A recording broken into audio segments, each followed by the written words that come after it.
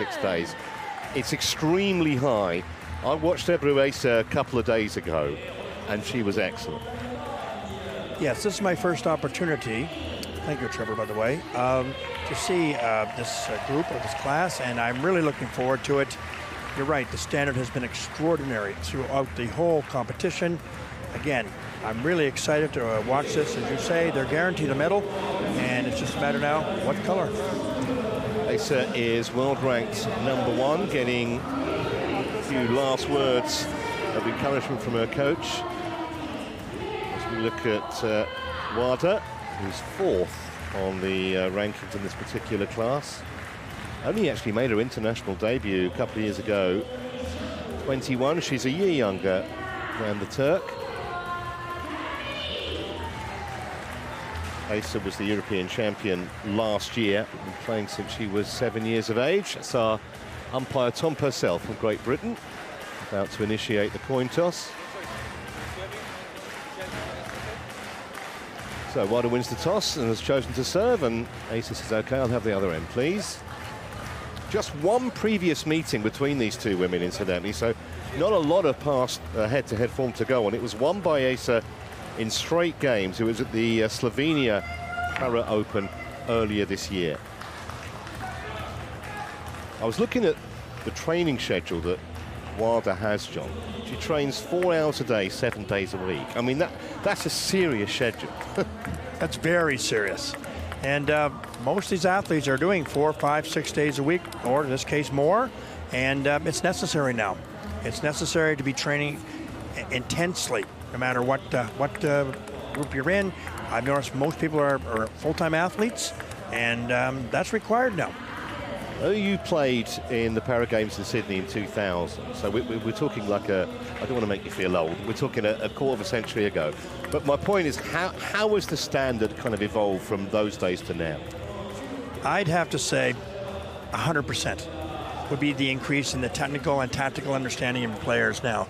Back then, I think a lot of the players were playing 2 or 3, 4 times a week, not all the time. And I think, again, coming from the Americas, we didn't have the standard that the North Americans or Asian players had, and we certainly found that out when we were in Sydney. So I think the game has morphed into an extraordinary situation now where the athletes are, and not only are they just playing, they're also taking care of nutrition, they're also taking care of their physical needs off table. So it's completely different now. Yeah, I mean, it's a fascinating story about Natsuki Wada, that she actually only took up the sport 6 years ago, and she took up the sport predominantly at that time to lose weight. It wasn't about, I want to become, I want to get to the Paralympics. That wasn't even a pipe dream at that stage. But it's amazing how things transpire. She finds she has a huge talent for the sport, and the rest is kind of history, as they say. Well, it is the fastest reflex sport in the world. That ball can travel extremely quickly. Depends on style, of course. The rackets are variable now. You can notice there's 2 colors on the blade, often red and black, but it can be other colors as long as they're International Table Tennis Federation approved. And some people use smooth rubber to produce spin. Some other people use long pips, or pimples we call it, to deaden the ball. The sport is big on angles, and it's big on power, and foremost, consistency. So just about set then for the first ball to be hit in anger on day 8. And it will be Wada serving first. This for a place in the gold medal match.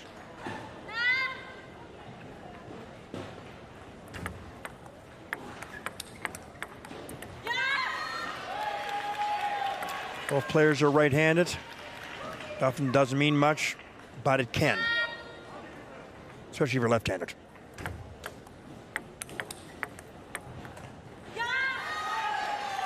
Very aggressive start.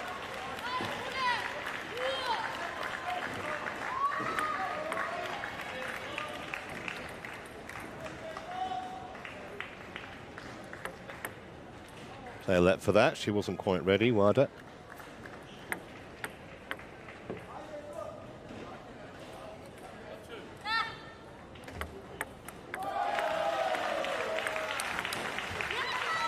Well, this is a very positive beginning, isn't it, from the Japanese? Interesting looking at these two nations' overall records in Paralympics. Japan have actually won 17 medals. I don't know why I thought it might be more than that.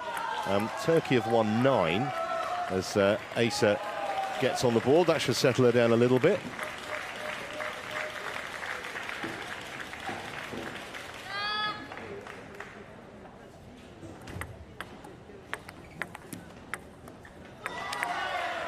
Bit of a point off the net. The net is strung very tight. If that ball hits that net and it stays on the table, it comes up, it changes the trajectory of the ball and spin, and the advantage was taken there because the ball did come up in the air. Yeah, sat up perfectly for Iersel to affect the winner.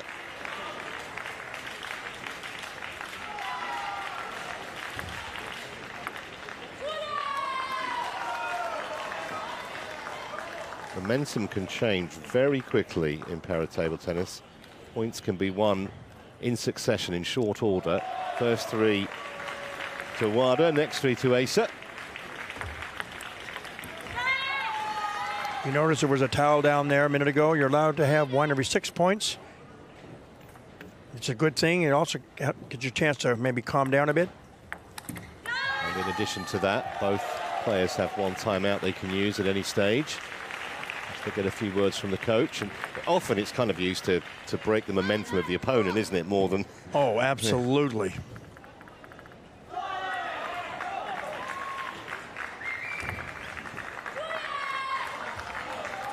Bit of a service fault there. You don't like giving away those soft points at all, but it happens.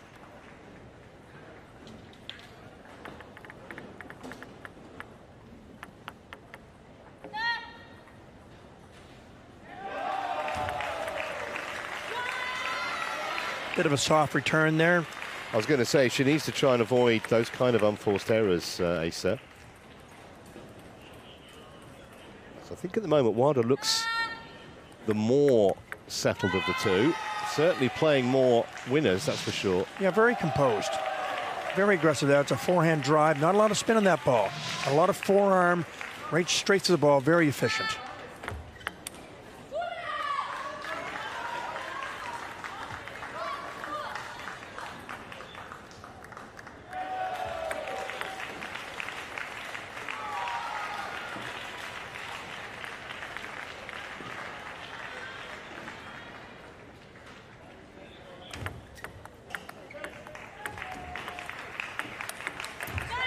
Yeah, any opportunity she can get to set up that forehand, it looks a potent weapon. Yeah, so it was a jam right to her elbow. You'll be very vulnerable in the middle if you don't move your feet well.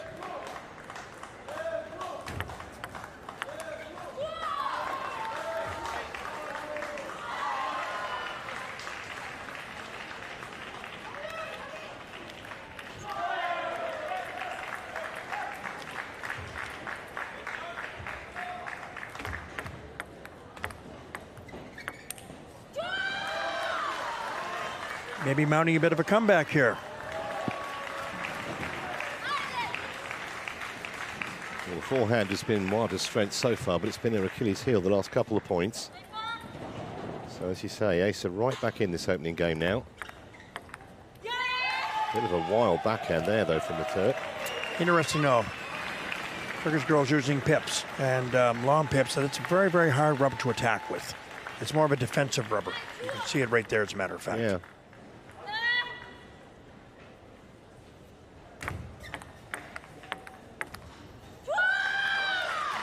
She can roll the rubber, because these pips are very elastic in terms of what comes off the racket. You can roll it, but you really can't have a physical, strong attack, or in part any topspin, really.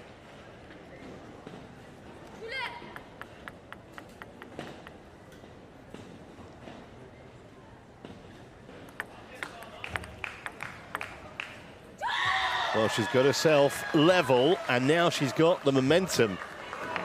The 22-year-old. Quick towel down. And it can serve 2 purposes. 1, to actually take the sweat off your hands, and 2, to change the momentum or slow a game down.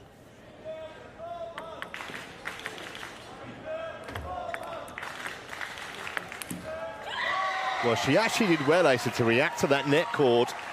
And from being behind for virtually all of this opening game, she's now got a point to take it.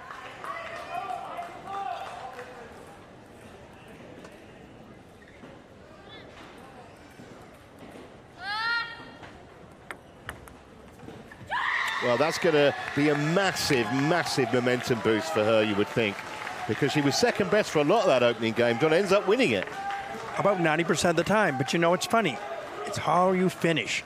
She's jumping up and down. She's excited. I mean, she was patient. That rubber again in her backhand, that red rubber is a defensive rubber. Yes, you can roll over it, but generally, your job is to block or put that ball back, and it floats a bit. If you're used to playing against it, then there's no real problem. But if you're not, or you're unsure, you can float that ball off the other way, which I think we saw a bit in that game. Yeah, I'm curious what the Japanese coach is saying to Wada here, because she didn't do a lot wrong for probably, I don't know, the first 3 quarters of that game, and then missed a couple of forehands, and maybe it just affected her confidence. I would agree with that. I didn't see any big advantage by either player. It came down to consistency. Yeah.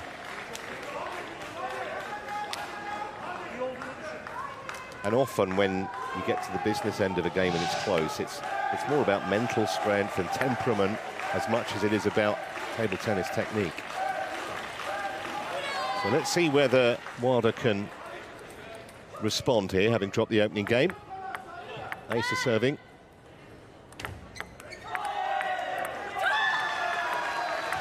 I remember she did this a couple of days ago when I covered one of her matches.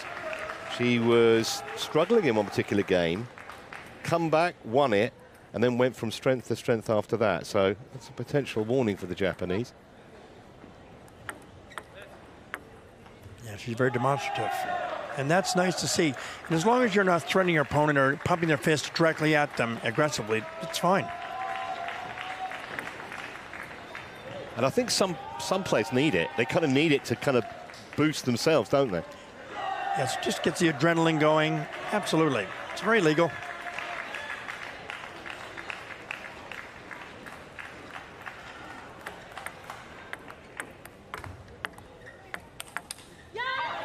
That's a better shot from Wada. That's what she was doing early in the first game. Her forehand right onto the end line.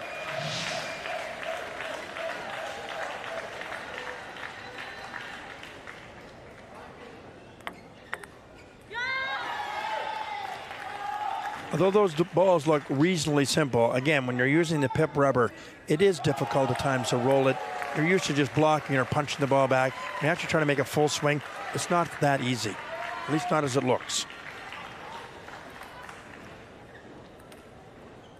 Yeah, the score is correct now. It's 3-1. I had it as 2-2 a moment ago.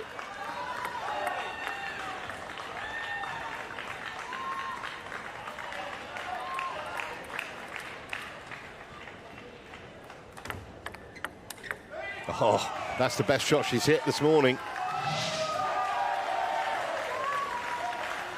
Nice, powerful forehand down the line. She moved across laterally, got her body in position, and finished the point.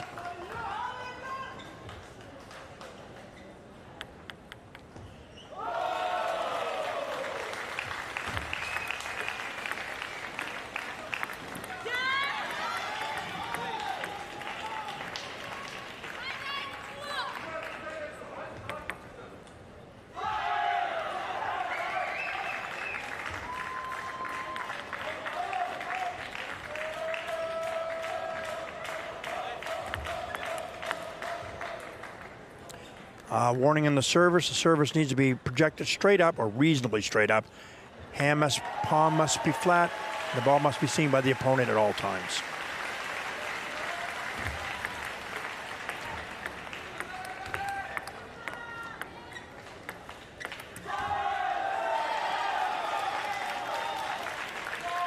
It's a very patient rally. Yeah, I think she's being a little more patient now, Wada in particular. Waiting for an opportunity to unload that powerful forehand that she has. Wow, it was stoic defense while it lasted, but there was no way that was coming back. That was multiple strong attacks, again, down the line. Moving across the plane of the table, finishing the point off. She's got some supporters in the hall as well. That's her.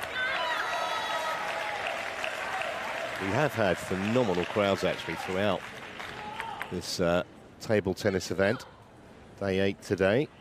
Still a few days to go after this.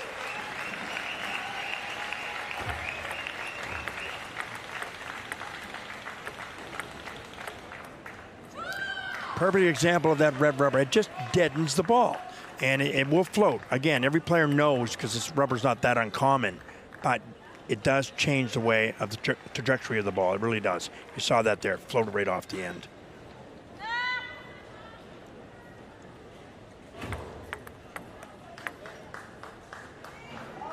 Another warning. And she's given the point. Yes, yep, they called it a fault. Generally, what umpires have done, from what I've seen, is give a warning on the service at least once, but at that point in time, they will take the point. Tom Purcell of Great Britain is the chair umpire. And that's obviously a little unnerving for Wilder, apart from the fact that she loses a point, but it gets into your head. You start being called for that.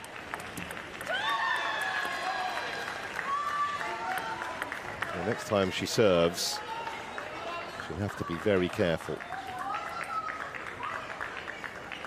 Momentum may have changed just slightly. That could be a result of what just happened there, too. Well, that was a super forehand. It really was. Right across the table into the corner. As I call it, high risk, high reward. She went for that. Just had to do something a little different to change things up. Now has to concentrate. First of all, it's got to be a legal serve. Called twice.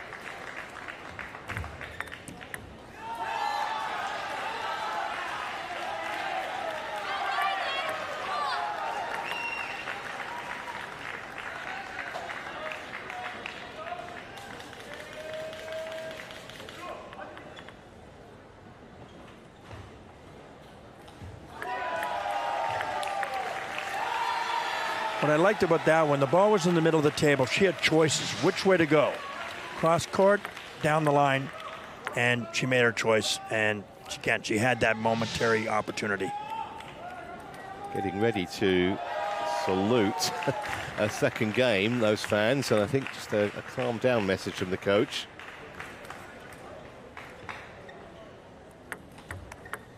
Well, that was in the hitting zone, wasn't it? It was a poor serve, and it deserved what it got. Absolutely. Too long, no spin. 3 game points then for Wilder to level this match. And level it she has. And it's probably, you'd say, a fair reflection of what we've seen so far. 11-7 in the Japanese's favour. It just took 7 minutes. And we're all tied up in the semi-final at 1 game all. What you'll find here, good coaches will keep their suggestions very specific. This is a high-intensity sport. You don't have time to process. So what you need to do, a coach needs to give 1, maximum 2 suggestions. Beyond that, you'll just muddle the brain.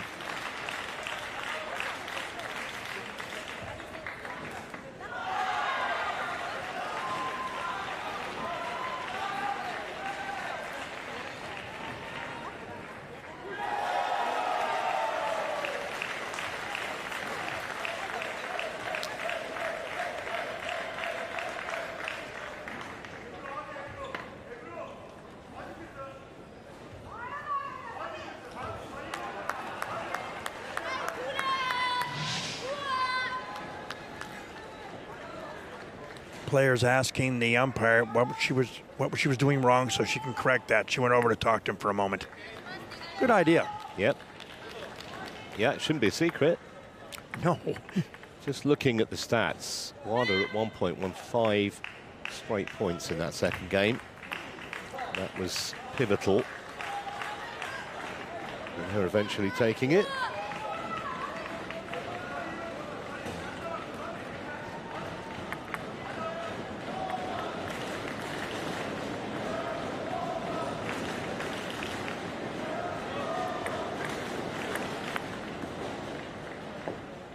Wow.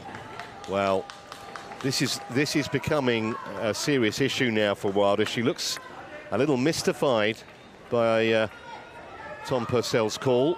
So that's 2 points now she's been docked in the match.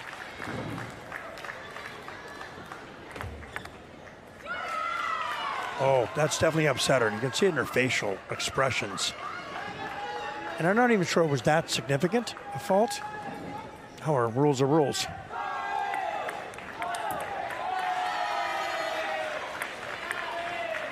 So a real test of character now for the Japanese, with that kind of hanging over her every time she serves. Here we go again.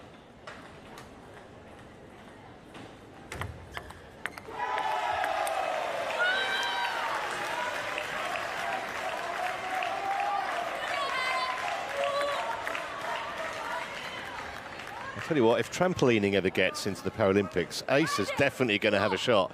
Bouncing around all over the place again. She's a bundle of energy.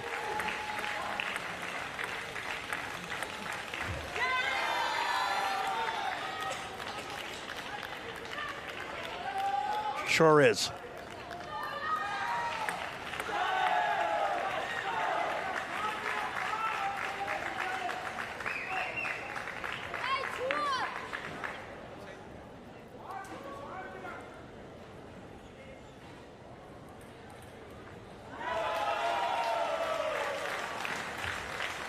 Oh, it's a tape covering a maker, isn't it? A maker's name. Yes, that's correct. I didn't know what it was. Attention, I figured it out.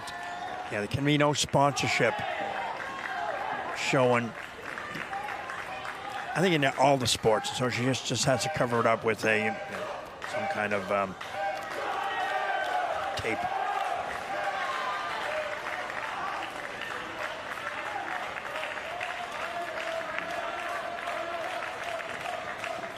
Almost a relief for Wilder when she's not serving at the moment, because it has to be getting to her head. Nice rally. First a long drive cross court and then right at the body. Nice ball movement.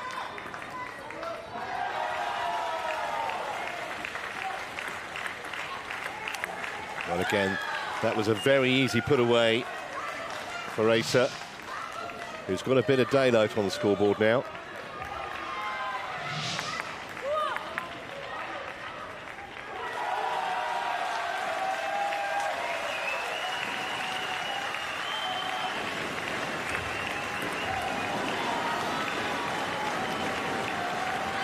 Wilder got through that serve, which is good. That'll hopefully increase her confidence.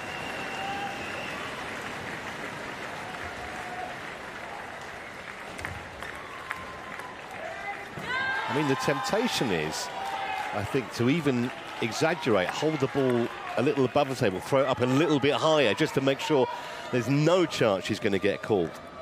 But she's back in this now, a couple of points off her own serve.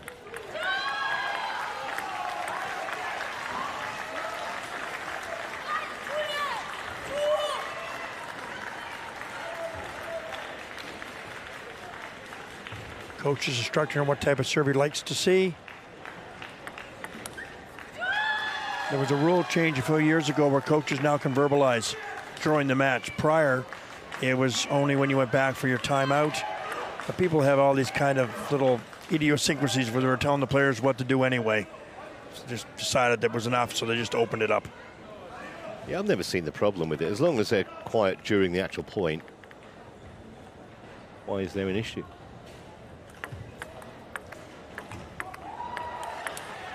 Oh, that's a good forehand again from Iersel. Iersel first took her backhand, went across, took her backhand, basically off her forehand side, and then pulled herself back and finished off with the attack. Nicely done.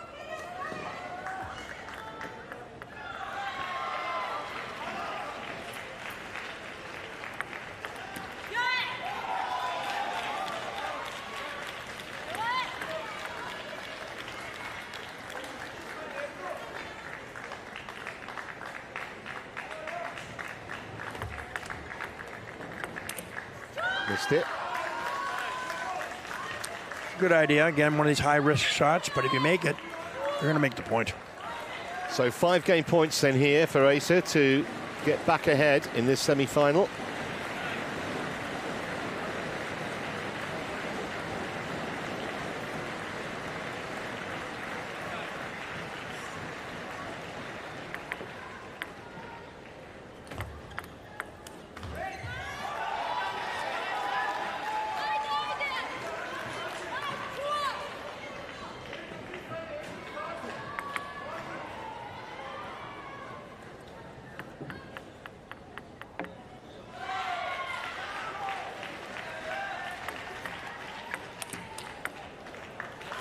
So there it is, 11-6. She goes back in front. The 22-year-old Turk. I think partly benefiting from Wilder's service issues that's starting to affect maybe the way she's actually feeling in general about this match. But 11-6 it is. And one game away now, the woman in green, from a place in the gold medal match. And I think that certainly for the Japanese coach here, John, I mean, she needs to try and provide a bit of reassurance, try and lift her protege a little bit, because clearly she was affected by what happened with the umpire's serve. Oh, it threw her right off. And as I was watching her serve carefully, I think the umpire was in sort of a way she was drawing her hand back and then projecting the ball out. It's subtle, but it is a rule. I mean, normally you want to project the ball straight up within any reason, but I think she was taking her hand, and she brought it up. The ball was still in her palm, and then drew her hand back a bit. So, yes, that had to have an effect on her psychologically. It absolutely had to. Yeah, and it's something that she was having to obviously think about when she was serving, and that's not what you want to be thinking about. You want to be thinking about the serve itself and where you're putting the ball. Anyway, on we go. Game 4. Point of no return as far as the Japanese is concerned. Has to win this game. And that's now a warning for Iersel. Won't be a point deduction because it's her first warning. If she does it again, then she'll get docked.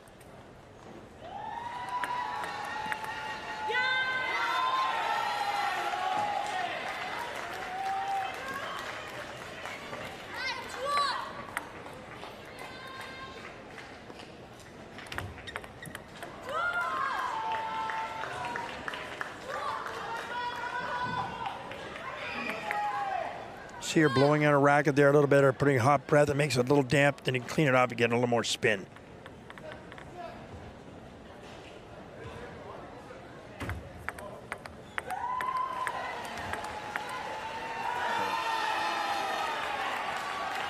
Going back to serve just for a moment.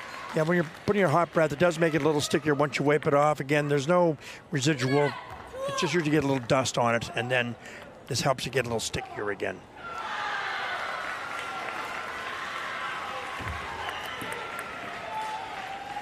Well, there's no favouring here, is there? Because that is going to put some seeds of doubt into Ierssel's mind now. He's more involved than the players sometimes, Tom Purcell. Kind of looking at him every time there's a serve. That one was okay. I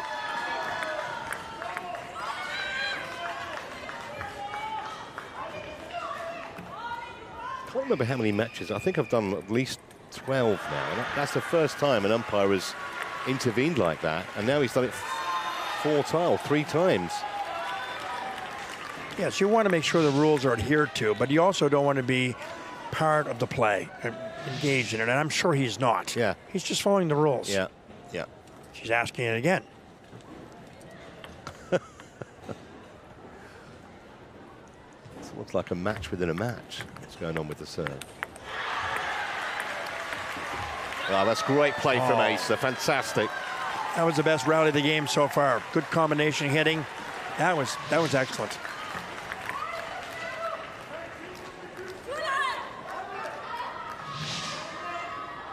First Wada hit a backhand there, pivoted and tried to attack with the forehand. The idea was good.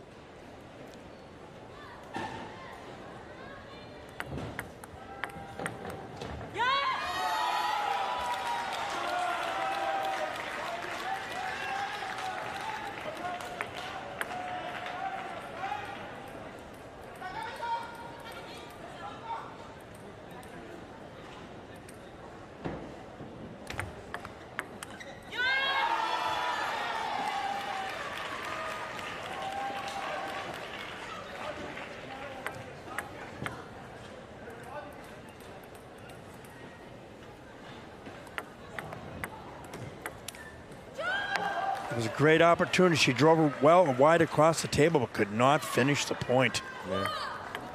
Yeah, the shot that she played before the one she missed was more difficult. So tight and tense so far, this fourth game.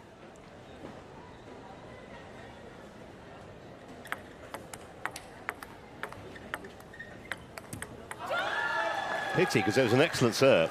Pimpled rubber slowed the pace of the ball down. It was, for sure.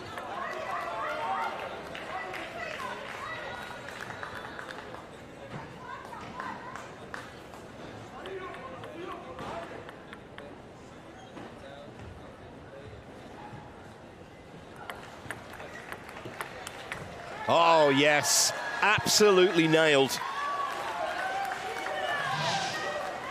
When Iersel hits it, it stays hit. That was a beautiful shot.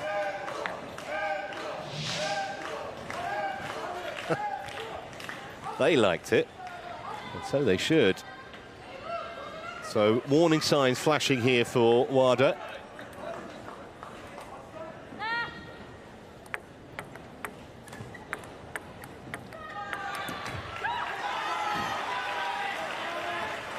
Nice rally.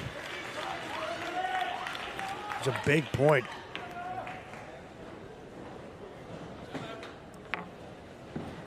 I believe we have a timeout. Yeah, first of the match at a critical juncture, really.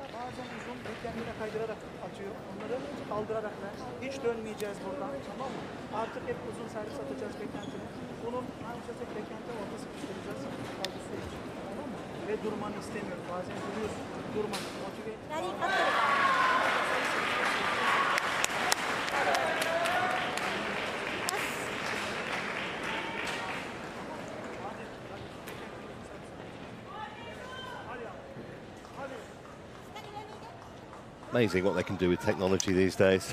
It's an old box brownie when I was a kid. Absolutely.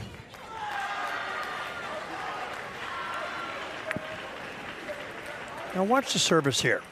See if she throws that ball up. That time she did. Reacted well there, Iersel, to the net cord. And at this juncture, when you're getting towards the winning line, potentially 1 point at a time is the mantra. Don't look too far ahead. Big point, this Wada needs it.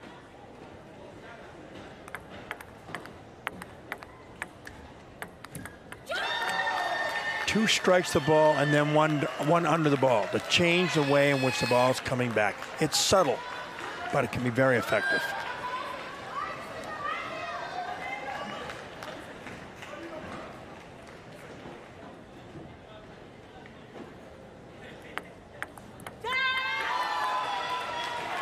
Much better serve from the Japanese.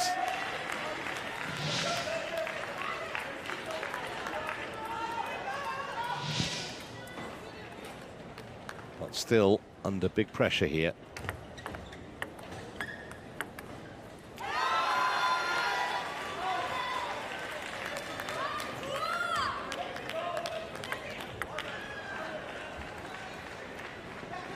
Very, very important point for both players. Coach is telling her what type of serve he'd like to see. Just snatched at that a little bit. And from 9-6 down, Wada on terms now. And this is when it really becomes a mental game as much as anything else, about holding your nerve under pressure.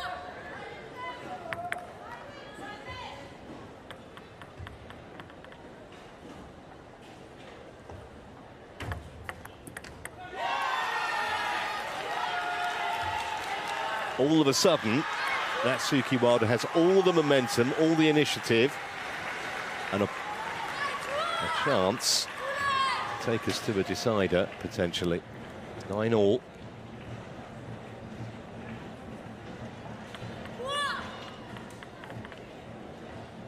I beg your pardon, it's actually game point, so a chance to level the match. And that she's done. So we are going to go the distance here. 11-9 in the fourth, and she came from 9-6 down. So 5 points on the spin for the 21-year-old. Levels the match at 2-all. Probably what everyone, certainly all the neutrals inside the arena, wanted to see. And it has been a very even contest. I know it's 2-all, you'd think that, but it actually has been. Yes, technically and tactically it has been. There's no real individual or multiple shots that suggest someone is more dominant than the other. It's going to be a game of attrition. And we'll see how that goes. Nice comeback. Really nice comeback by Wada. Nicely done. So we'll see. I always like to believe the first 4 or 5 points in a certainly deciding game can be psychologically really, really important.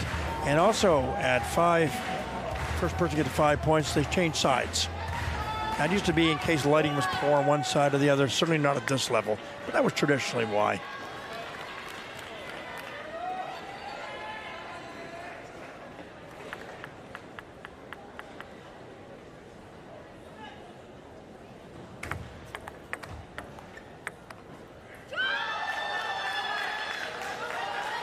Get to a deciding game and every point kind of assumes or seems to assume more significance. Because there's no way back for the loser of this game from here.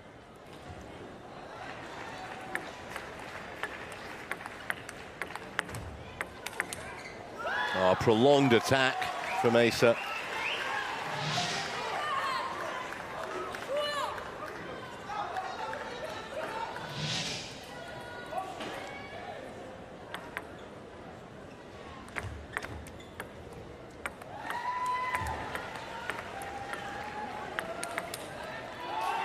Well, you need a bit of good fortune. She had a couple of net cords in that rally go in her favour, Wada. Eventually it told.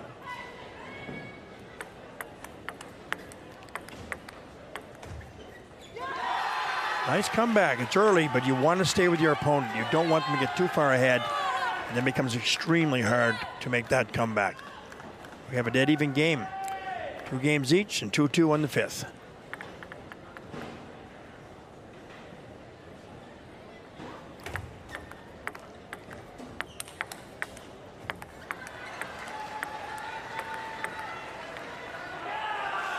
Edge ball, just nicked the edge. Most players will acknowledge it's a cheap point or a weak point, and they'll put their hand up and apologize. Not that they're not going to take the point, of course. I don't think those apologies are particularly heartfelt, John, are they? They just want the point. Not even a little bit. No, it's kind of like a gesture. Yeah, isn't it? Yeah, it's a gesture only. Yeah.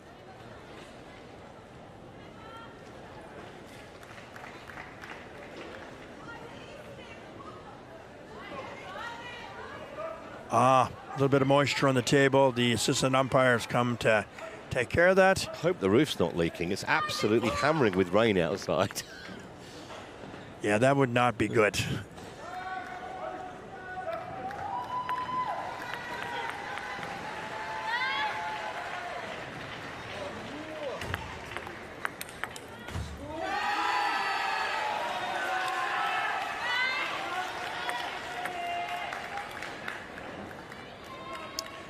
Take a bit of a towel break, not a bad idea at all. Slow the momentum down for Wada. That's a good decision. Well, I think we've just got a shot of the Japanese coach. I think she's about as happy as she's been at any stage of this match now. Yeah, a little bit of a grin. Changing sides. Again, coach trying to impart some information for his player.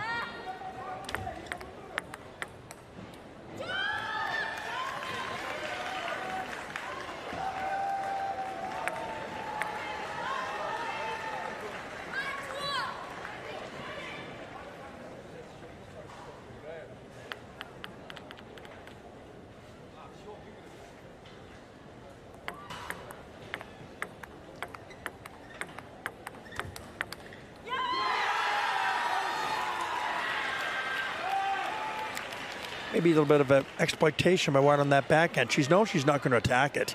She might block it or punch it back or slow roll, but she seems to be pinning her down in that side a bit.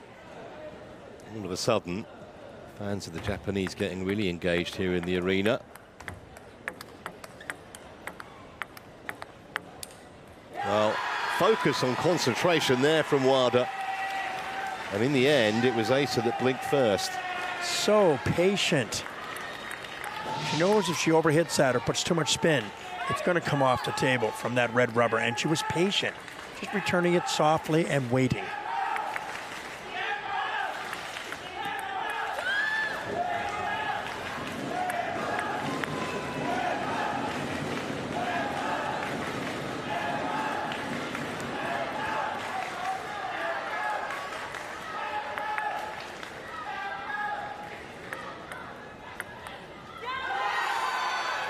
ball was a bit high. I thought, Trevor, and she should probably had it.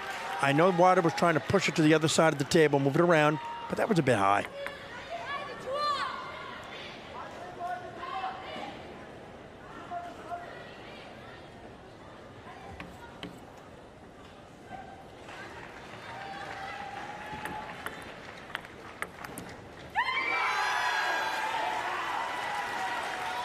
Two points away now, the Japanese.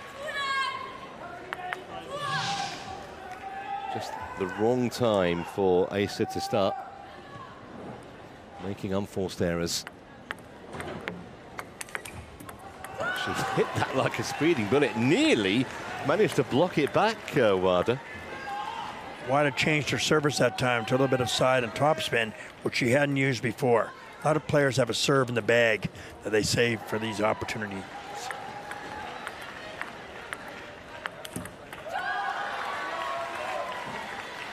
Well, I think in the previous game, Iersel tensed up a little bit when she got close to the winning line. And I think that's exactly what's happening here with Wada. Timeout taken by the Japanese.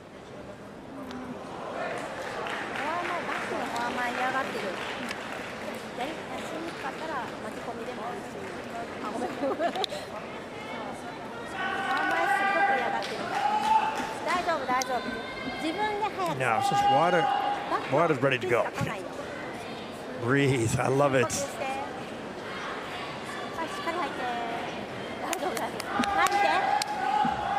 Now, technically, as soon as Wada goes back, the other player must come back because it was Wada's timeout. Yeah. It's close. And a few extra seconds. So, big moments now in this deciding game.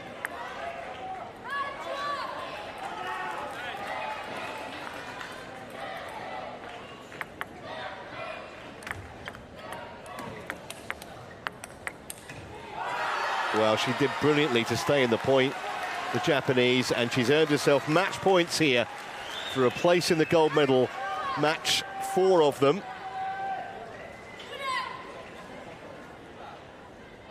How's her nerve going to hold up here?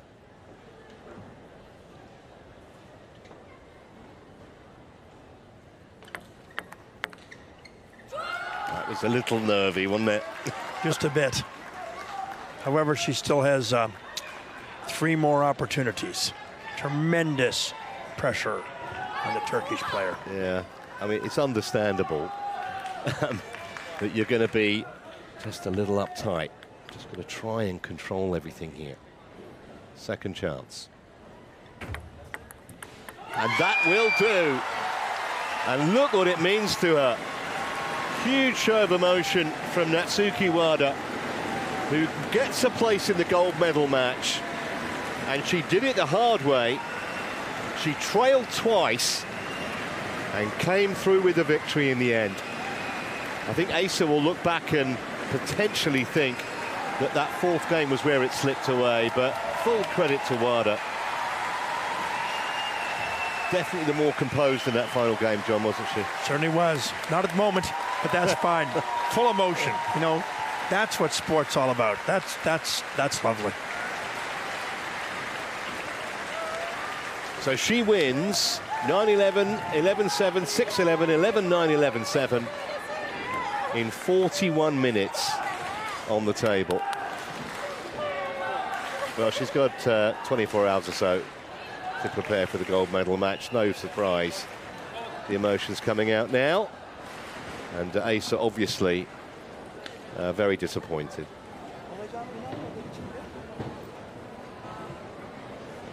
I think the coach did a really good job, actually. That breathing exercise and just a general kind of calm down message. Well, when you do deep breathing, I mean, it also loosens up your muscles, your muscle groups, because it goes right through the body. As anyone knows who's done, I guess, breathing or meditation, not that I have, but it certainly has been proven to really relax the entire body. Yes.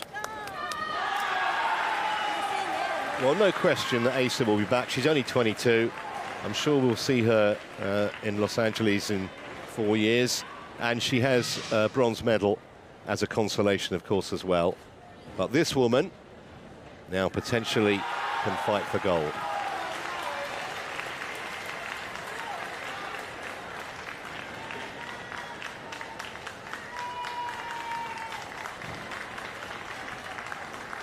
Got some friends and family somewhere in the arena, obviously.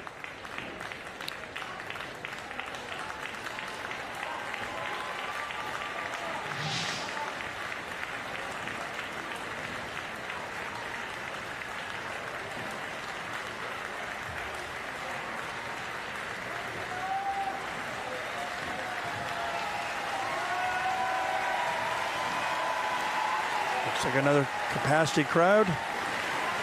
They really enjoyed that. She's still emotional. That's wonderful. Wow, good for her.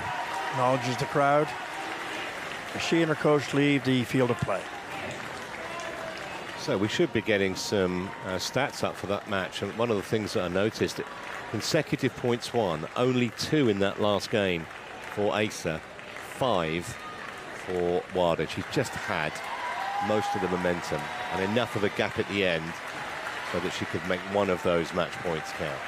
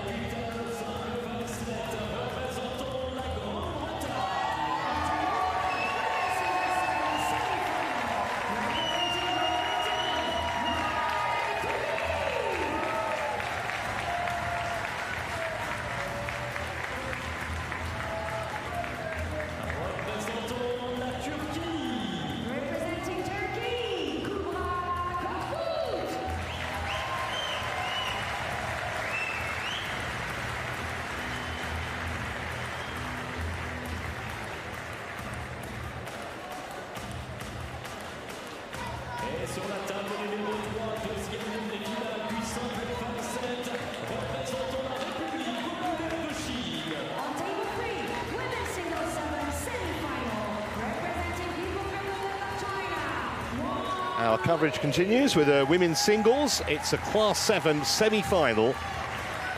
Right, Twomey, you just saw there, 14 years of age. She was 14 in April. That's her opponent, Kubra Korkut, who is 30, and obviously much the more experienced of the pair, the left-hander. But Twomey has certainly been turning heads so far. I think you've said you've seen her a couple of times, John, and she's really impressed you. Super intense. All the basic strokes are solid. She's only going to grow and develop as a player as she grows older. But I mean, right now, there's no pressure on her at all. I mean, she's in the middle round. So everything now, as far as I'm concerned, is just extra. Yeah. She's playing, as you said, a very experienced player. But personally, I think the pressure is on the Turkish player, because she's expecting to win. Yes, indeed. She will start as favourite.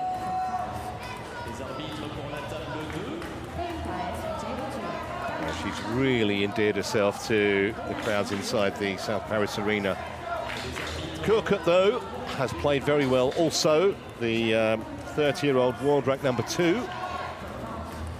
Silver medalist in Rio in the Paralympics in 2016, and then a bronze in Tokyo 3 years ago. So, as far as Twomey is concerned, this is a real challenge. You notice they were just checking their rackets out. They were brought in by the umpire.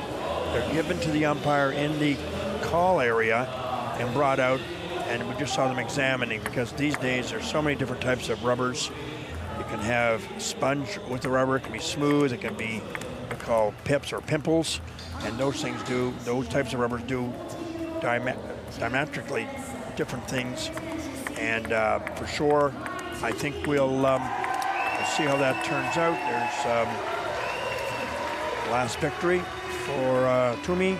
And anyway, the racket's been down. There's a 2-minute warm-up now, and we'll see how this goes. Only took up the sport 3 years ago, Twomey. She went to a camp, actually, run by a local table tennis club. She trains with Will Bailey, who's the gold medalist from Rio in the same class, Class 7 on the men's side. Korkut was the 2022 world champion. She's got a couple of world championship silver medals as well.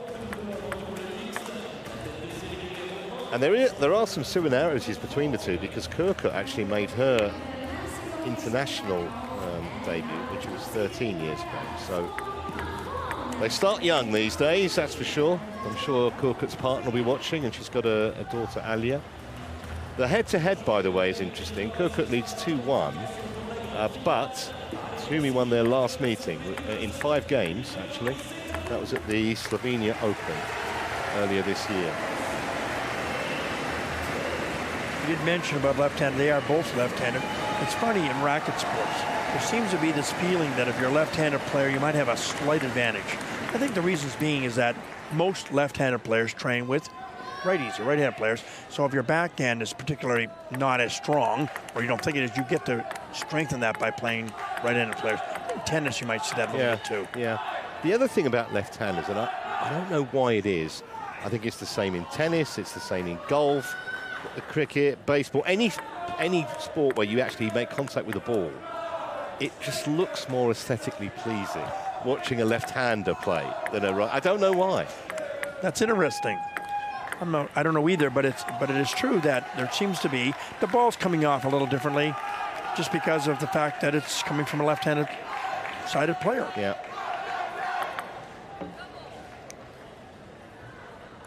Here we go then. Place in the gold medal match at stake, and Twomey straight away giving some notice of her intentions here.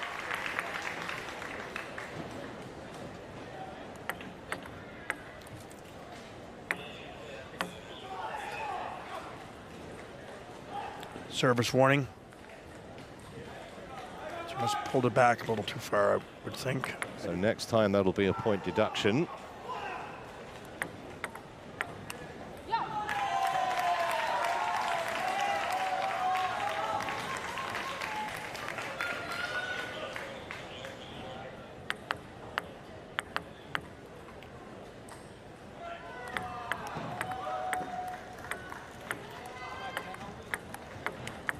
Oh, shot. Well, that's a settler, if ever there was one.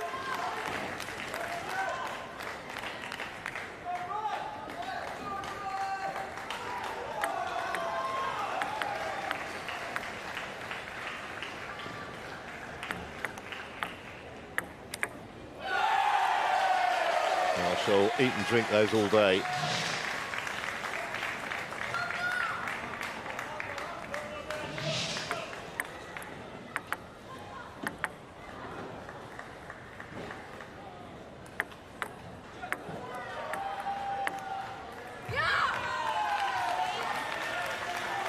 Bit soft there, I thought. Not sure what rubber Twomey has in her backhand. It could be pips, which would have answered that question.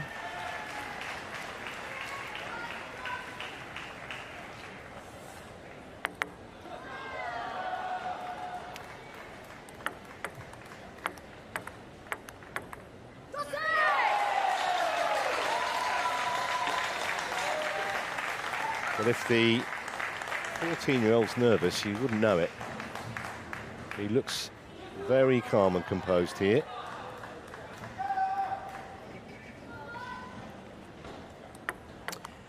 I think they've lost the ball, so they get one of them ones they picked out in the call area. They usually pick out 3 or 4. A couple quick hits.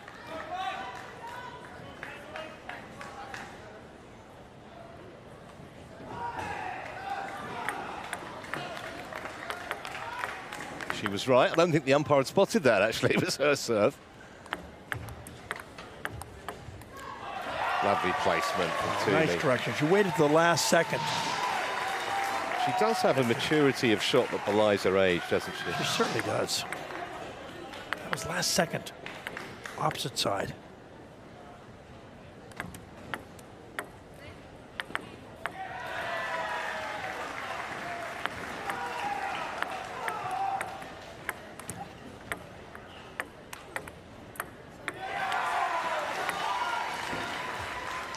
Acknowledging again a point off the net.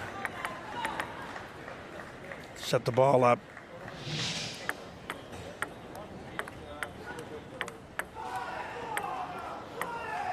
Oh, that was clever, really clever from Korkut. Little drop shot because she knew that there was no way Twomey was going to be able to get there.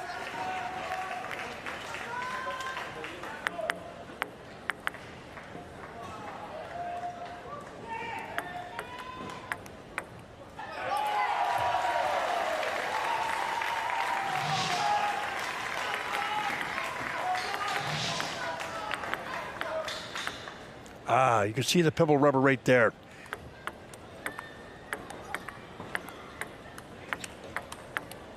Great rally. That's great rally. Excellent. That was a good visual a moment ago. You could just see it clearly. Just such a dynamic difference to the ball.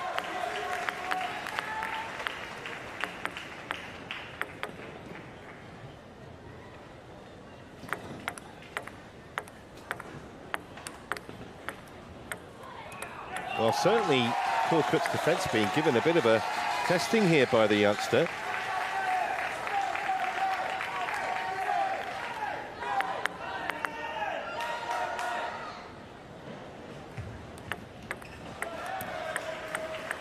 Lives in Brighton, like Jimmy, on the English south coast. And has become a little bit of a mini celebrity there. A lot of publicity back home on her progress here. Guaranteed a medal, of course.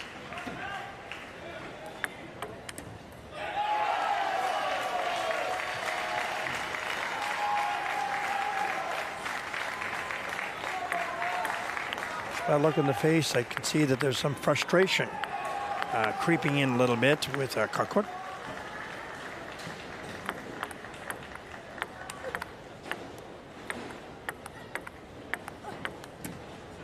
That was a fabulous rally.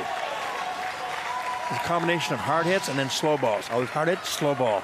I was going to say, the way that she changes the speed of the shot within a rally is phenomenal for someone of her age. Oh, great return there.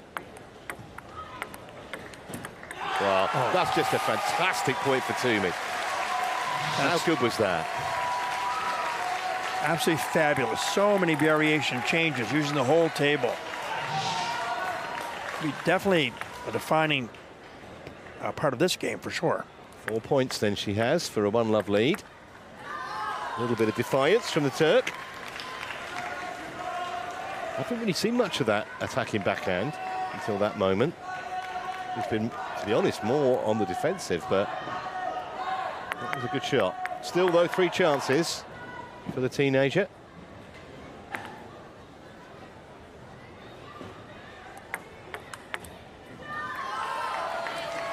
Being made to work for it. And this is where the experience of Korkut comes into it a little bit, I think. Knows that Twomey's going to be thinking, right, one more point. And if she wins the next one, Korkut, then there really will be some pressure on the young player.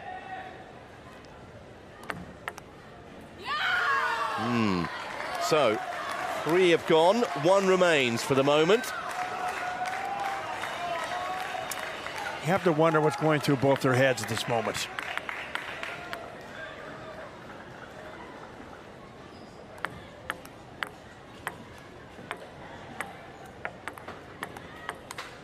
Missed it, and Twomey is able to scramble over the line and take the opener 11 points to 9. She hung in there psychologically, such a big game. You know, there was quite a lead there. The lead kind of evaporated, but she hung in there, didn't panic. Yeah, she was very patient on that last game point too. Almost kind of inviting Korkut to make a move, and when she did, it cost her.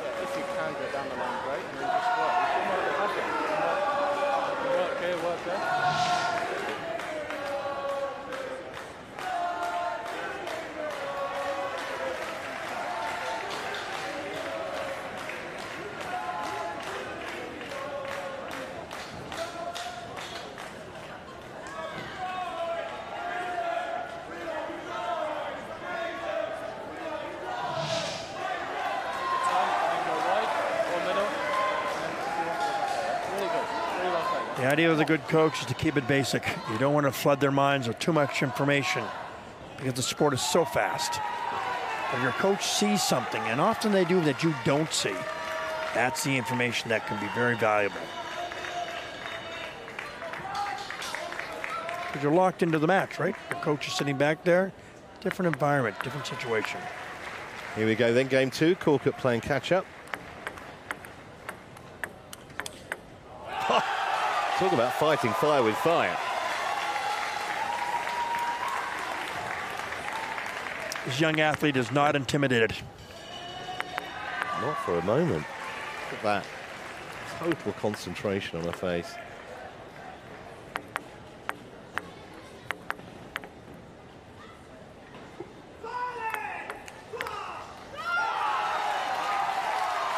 And you can see from Korkut's body language that she's frustrated here.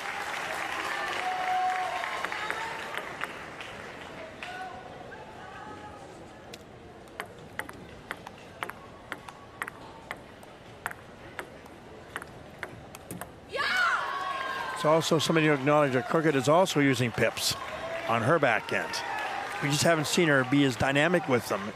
They haven't been as useful to her as a tool.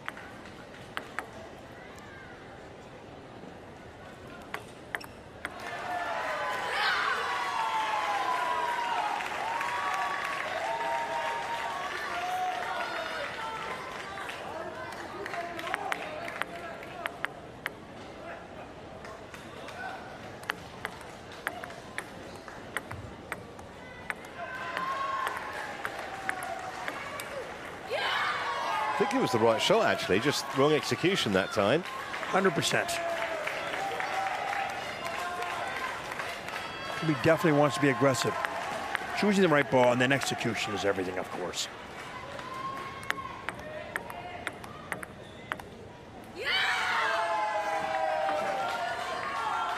So on a bit of a roll here, Korkut. First toweling break.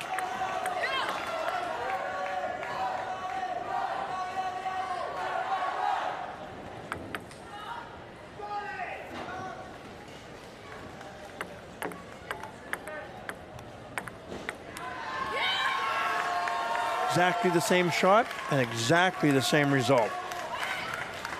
Gonna try to pull that ball over a little more to the middle of the table. You don't have to, you know, paint the line.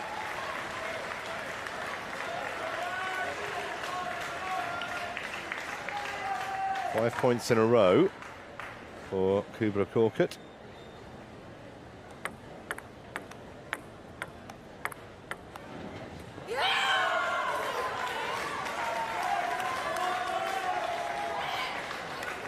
Just losing a rhythm a little bit here, Twomey.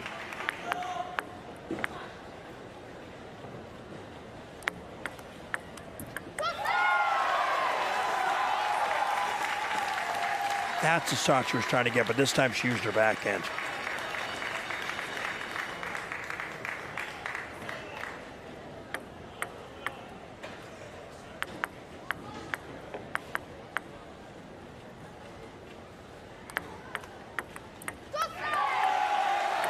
Twomey, of course, is guaranteed a bronze, but she's no stranger to podium. She picked up a bronze at the European Championships last year.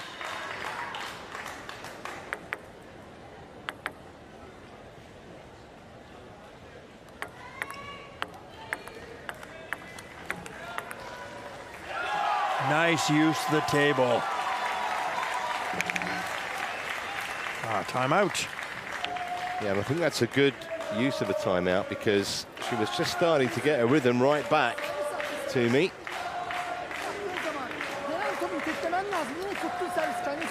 Something I've noticed with the use of the pimpled rubber is that Twomey is prepared to lift the ball, not just block and punch.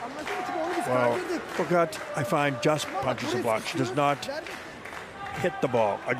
Again, with pips, you're not going to hit with a lot of pace, but the fact that Twomey's prepared to roll it gives her one more opportunity with that in her toolkit that Korkut does not have, or does not appear to have anyway. Well, there's no question the Blythe Twomey fan club are here. We just saw, well, they're the Turkish fans, obviously, so they're giving as good as they're getting. Good battle in the arena, and a very good one out here on the table where Twomey's coming back at Korkut in this second game.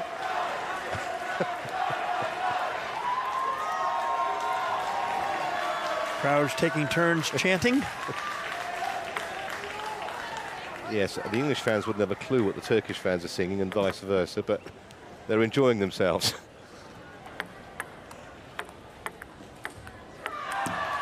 Oh, big point there.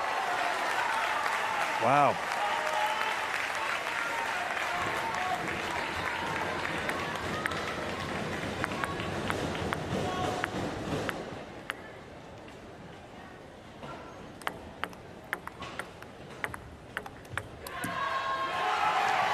You can see it there. A slight roll using the wrist and rolling it up.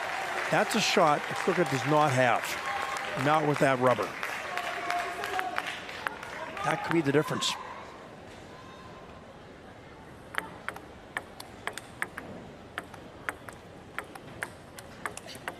Oh, that's beautiful. That is absolutely ridiculous. And the angle. It wasn't that she crushed the ball, but it was where she angled it. Just really effectively used the pace that Korkut put on the shot just to redirect it from whence it came. And she's just turned the whole complexion of this game around in the space of 3 or 4 shots. She keeps on going like this. She's going to be frightening in Los Angeles in 4 years.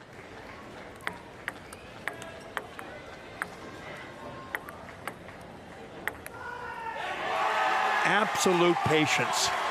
Those balls were a little high, but again, she's using the pimpled rubber, and it's not easy to hit it hard.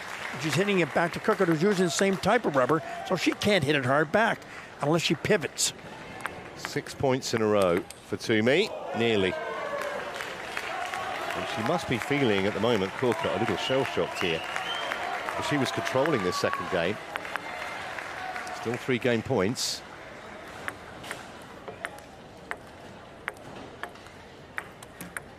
And there it is.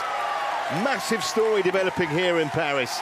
14-year-old Blythe Twomey, 2-love up now. She wins the second game 11-7, and she's one game away from the gold medal match. What the coach has to do now for Korkut is he has to convince her to pivot, which means turning her body and attacking, but not necessarily off the pimpled rubber.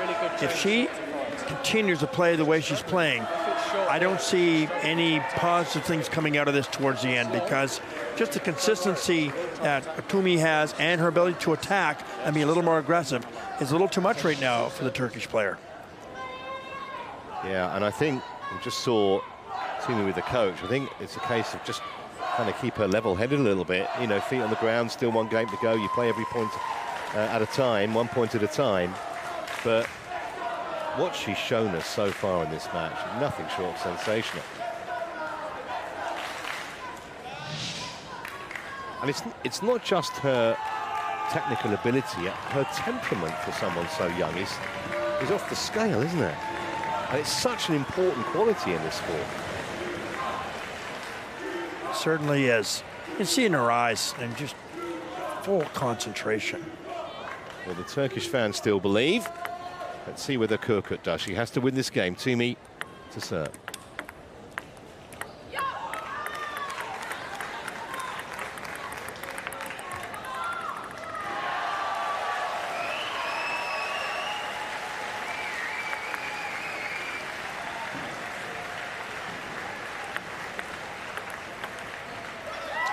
There's that roll with the red rubber. It looks ridiculously easy because it's not going very quick, but the ball has so much spin that she got from her opponent and the position of where she placed it.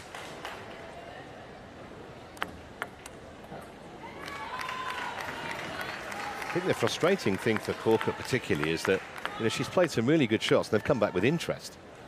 And that's always a worry, and your opponent can deal with anything you have to offer. Well, Twomey was in danger there of getting hit in the face with. That was a really wild one from the Turk.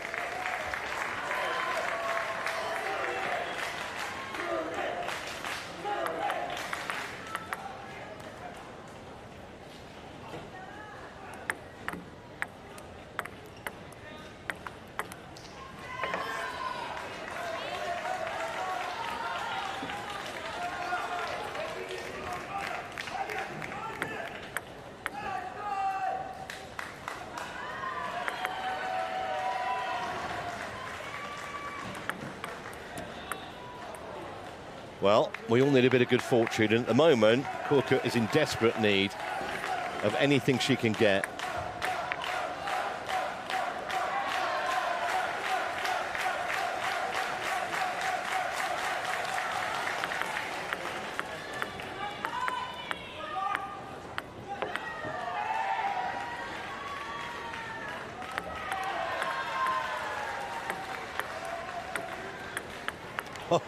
Well, that was a pity from Twomey's point of view, because she was defending that resolutely. No chance with the net cord.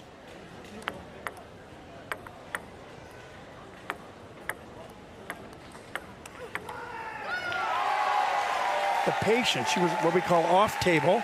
Very difficult to win a point there. Was patient, brought herself back after she made 2 returns, and then finished with a cross-court drive. Nicely done.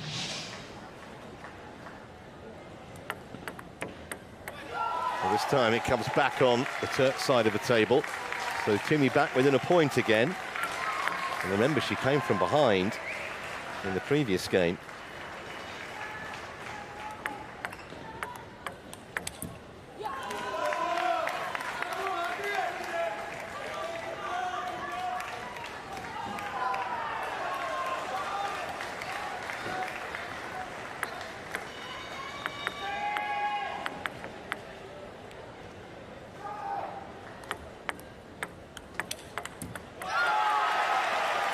Nice return. Korkut attacked, and Twomey just basically let it come off her racket. She really didn't stroke it hard.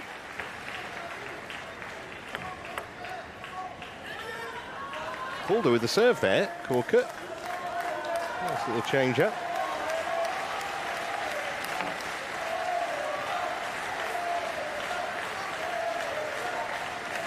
Korkut wants to go, and Twomey's trying to slow her down a bit. Which is, she's learned that trick early, hasn't she? She certainly has.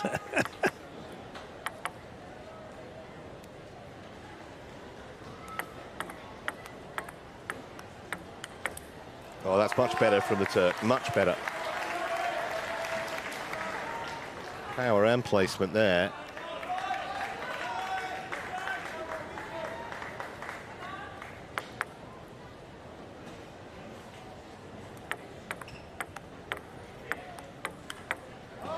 And again.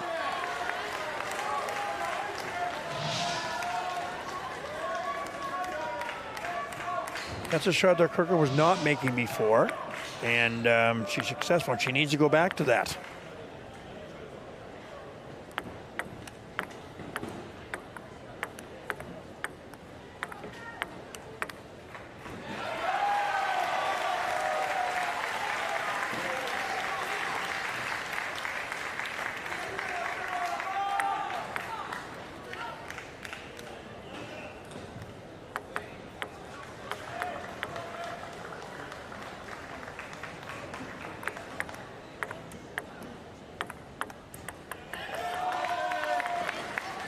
So, a chance here for Korkut to get a game back, 4 game points.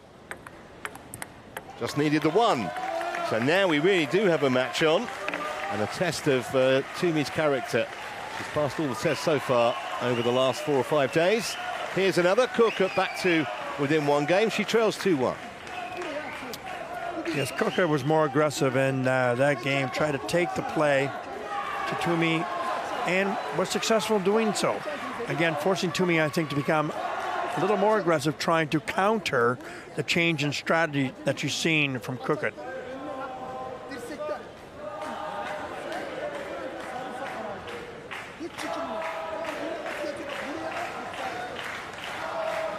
got the full chalkboard there, hasn't he? He sure does. Key, though, for a good coach is not to overemphasize too many things. Keep it clean. Keep it basic. If you see something that's working, stress that. The old saying goes, if it's working, keep going till it doesn't.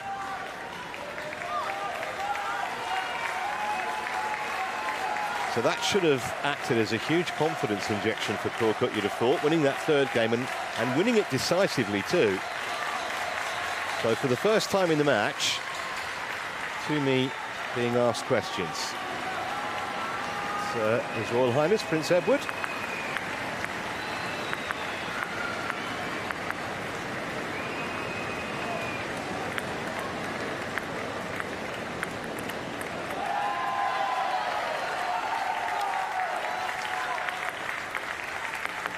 I can't emphasize enough how difficult those balls are to return. That looks soft. There's so much more on that ball than you think.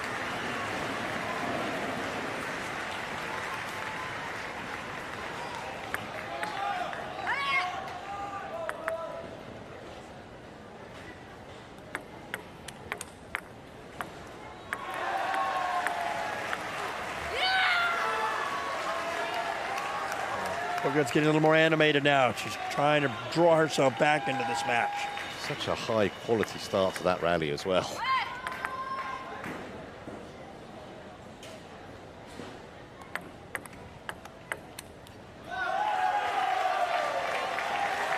And we've got now exactly what is required for a top class match, which is both women playing well at the same time.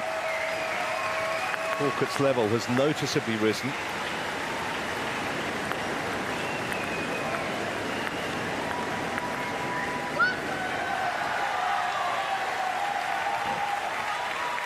Both are getting a lot more demonstrative. They're really trying to bring their psychological energy into this game and into the match.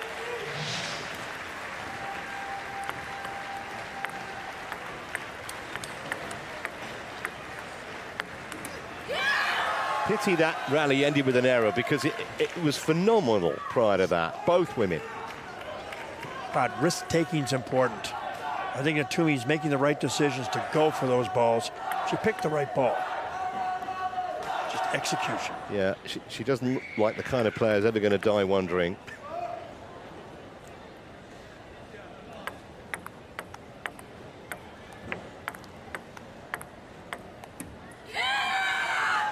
But a bit unlucky. The last couple of those forehands have just clipped off the top of the net and gone long. Yeah, the net is so taut and tight. You hit that with spin, it's going to fly.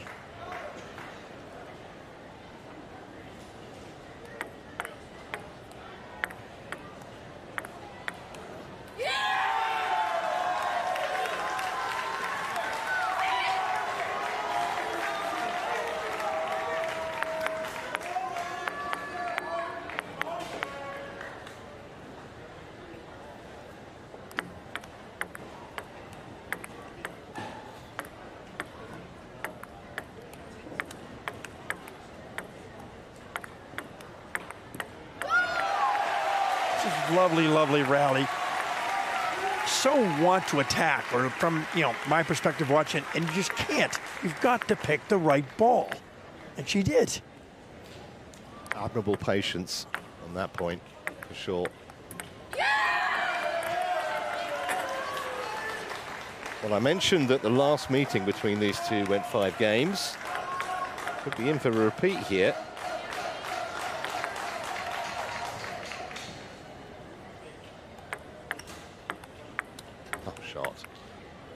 That was just seriously brilliant placement from Twomey. And as soon as she made that, even though it was returned, it opened the other side of the table.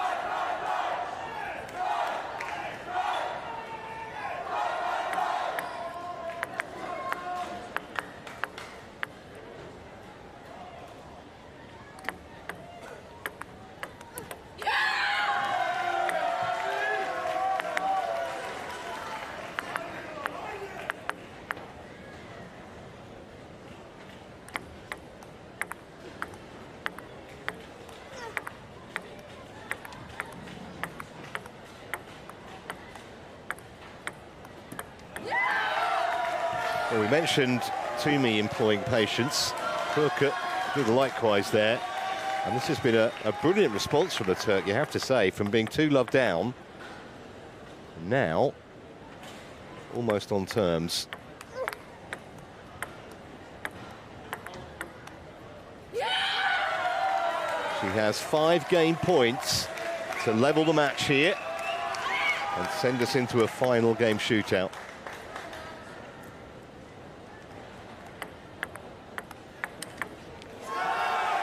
Nicely done. There's intensity. Yeah, she's on a mission now. 11-5. Korkut takes the 4th game, levels the match, and we are looking forward eagerly to this decider. Korkut definitely raised her level that game. Again, that comes with the age and experience. Coach has the board out again. I mean, I would just be saying to her more of the same. Do what you showed me in the last game. Yes, I think that's it. Nothing else is necessary. And I think it is difficult. I mean, Twomey has been a big story at these games because of how young she is. And so Korkut is kind of hiding to nothing. If she loses, she'll get criticised. If she wins, people will say, well, you expected to. And that brings its own pressure, really, but she's done brilliantly to come back from 2-love down. Oh, she respects her opponent. Be rest assured on that one.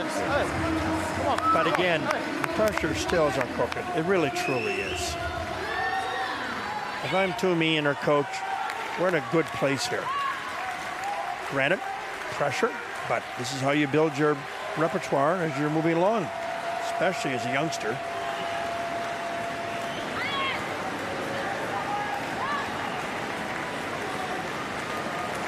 See if anyone gains an early advantage.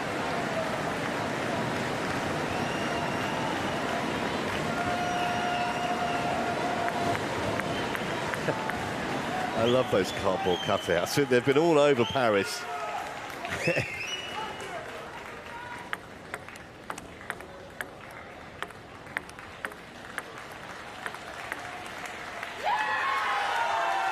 every point now is going to be greeted with that kind of a reaction. Korkut has really settled down with her consistency, because that was a long rally.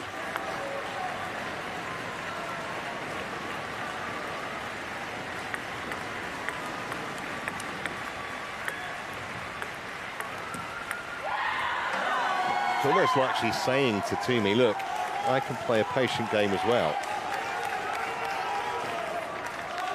And she's been far more attacking, obviously, in the last couple of games.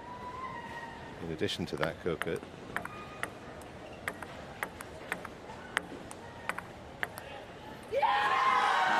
Just the start she would have wanted in the decider. We have a timeout. Yeah, coach wanting a word, and what it also does, as we mentioned earlier, just frustrates the opponent a little bit. She's getting herself on a roll. Now she has to wait for a minute. I've noticed that Twomey is really concentrating on Korkut's backhand, and she has settled down, really settled down on her backhand. And now I think that what's happening, is that Twomey is trying to get a little, maybe a little rushed in terms of trying to finish the point. She's patient, but I think she's trying to do a little too much. We'll have to see what happens here, whether this break is successful in changing the tenor of the match, or the game in particular, match included, of course, as we are in the 5th game.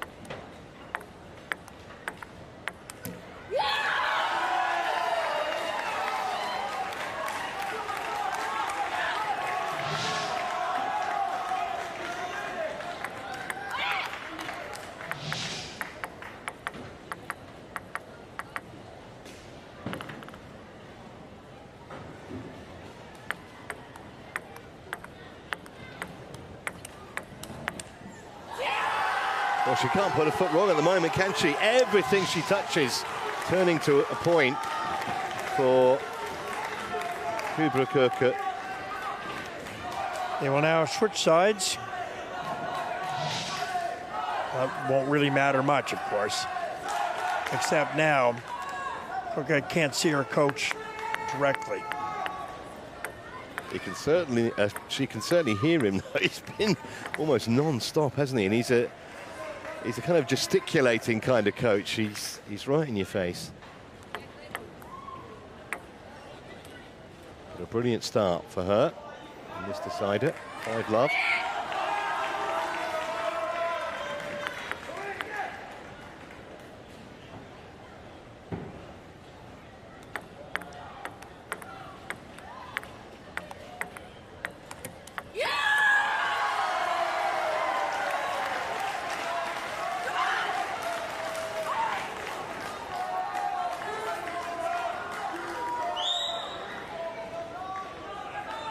A bit of the fizz has gone out of Twomey's game, and Korkut is taking full toll of it.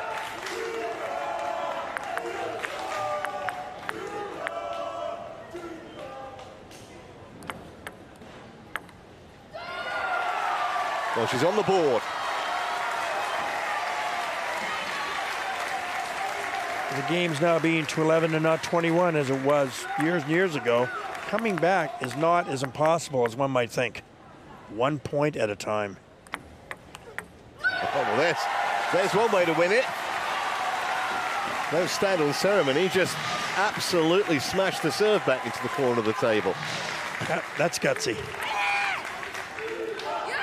Korkut does not want to let her in this match.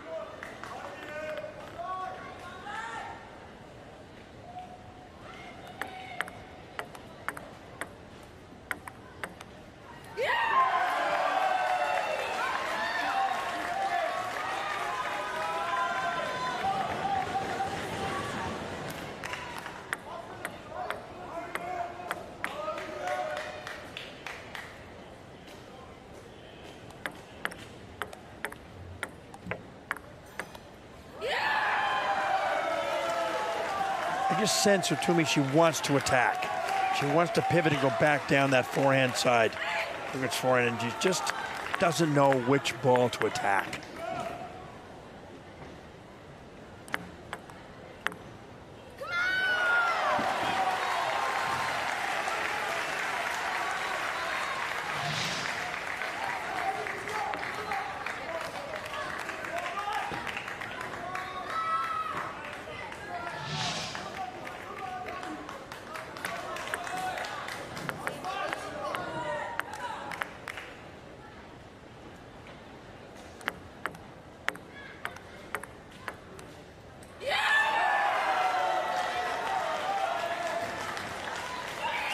Another example, trying to thread the needle.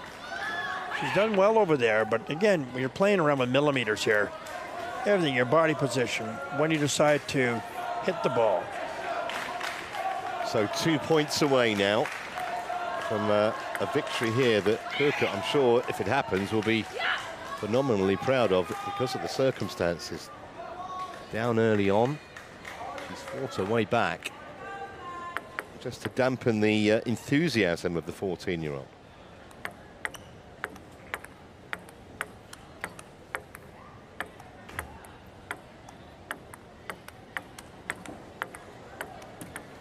Great rally, and it brings up a whole raft of match points for the 30-year-old.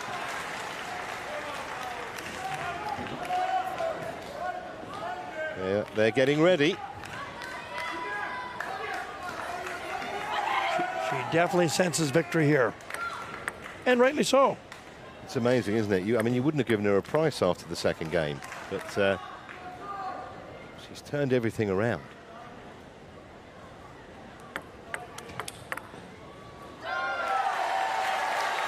Nice block. 1 point at a time. Don't worry about what you missed or didn't get. Just play the ball that's present right now.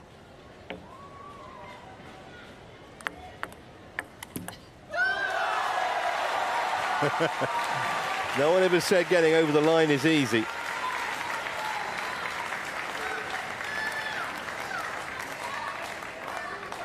For Twomey, though, obviously there's no margin for error now. 2 match points saved, 5 to go.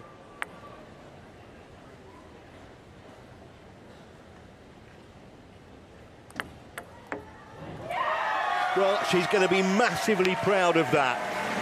2 games down, and she fought back so well. In fact, that decider was a pretty one-sided affair, truth to tell. And it means that Kubra Korkut will be in the gold medal match, and 14-year-old Twomey there will have to settle for the bronze medal. Korkut wins 9-11, 7-11, 11-6, 11-5, 11-5 in exactly 40 minutes.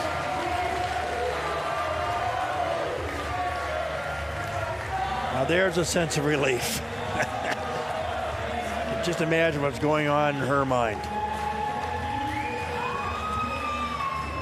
Twomey obviously will be very disappointed, but I mean, how many more Paralympics has she got in her? Plenty. But for Korkut, it's a chance to go for gold. Twomey, and also Twomey will have learnt an awful lot from this whole experience. You just watch her face right there, not crying, not trying to let up what she's processing. She's processing what happened here. She knows she played well, but that experience that she does not yet have was probably the reason she didn't finish the match with victory.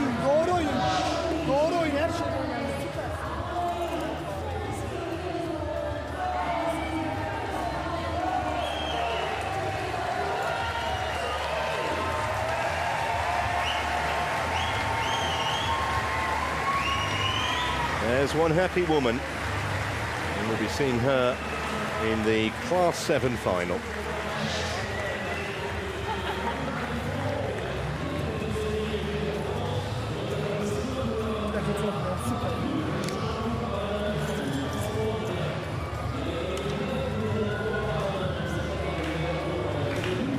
He won 6 straight points at one stage in that final game, did Korkut.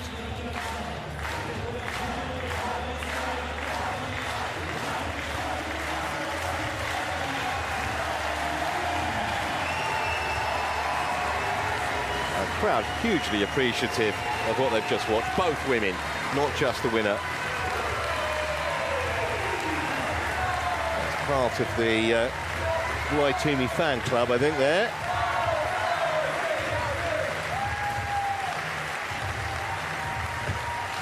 That guy's shirt said choose love and ping pong. We don't call it ping pong anymore, but I get the sentiment.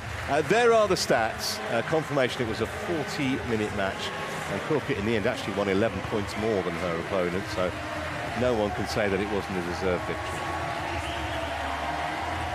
And now we know that the gold medal match will be between Kelly Van Zon. Well, that's going to be some match, isn't it, against Korkut. Van Zon is phenomenal. And the other two losing semi-finalists, as we mentioned, get a bronze. There is no bronze medal.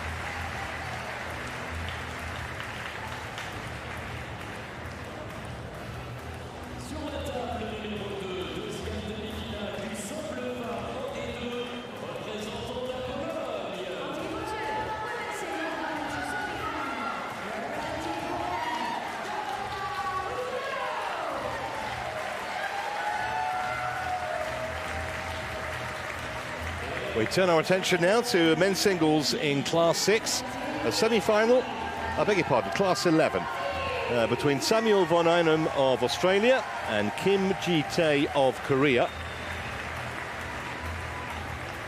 Both these men obviously already guaranteed a bronze, but they'll want more than that. And there's a lot of history between these two. They've actually been playing against each other for more than a decade competitively. First match was in 2014. Von Einem has an 8-3 lead in the head-to-head, although he's lost 2 of the last 3, which makes this particularly interesting. He lost to Kim at the Lugano Open this year, and then also last year at the Korea Open.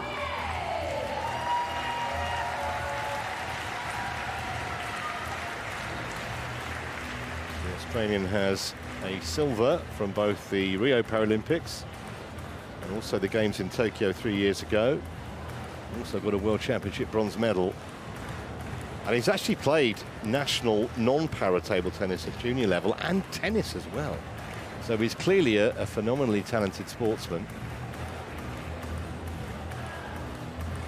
And I was reading a story, John, it's quite amusing actually, that his journey towards table tennis. That he moved to Abu Dhabi with his family when he was 8 years old. And previously he was into football and tennis, and it was so hot he kind of moved indoors and found table tennis. Well, that's where air conditioning comes in handy. Indeed, it's a great invention.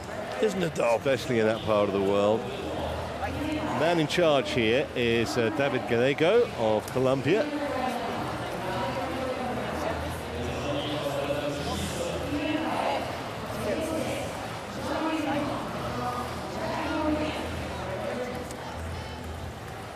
Get our warm-up going here. It's a 2-minute warm-up.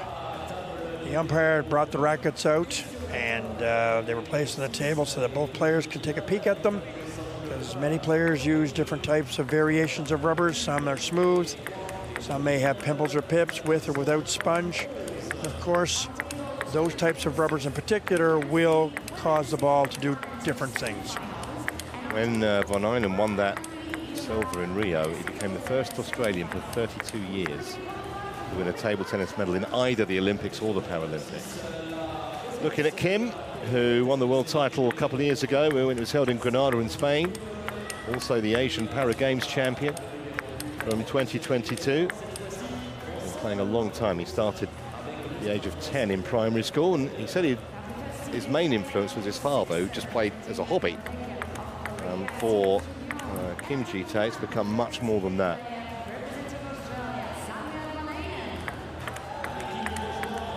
A good time to mention services.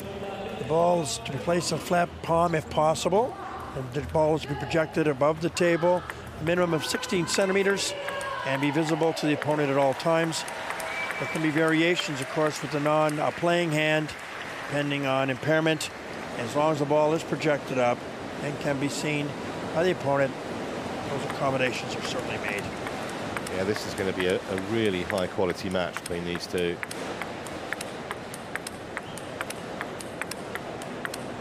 Von Einem apparently idolizes Roger Federer, the recently retired Swiss tennis player. Not too many better role models in sport over the last couple of decades, I wouldn't have thought.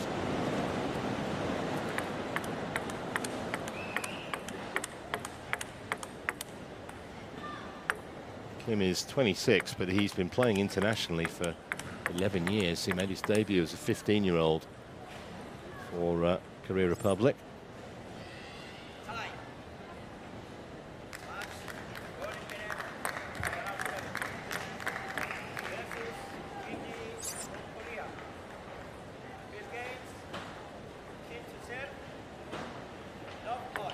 So Kim will get us started. Just a reminder, best of 5.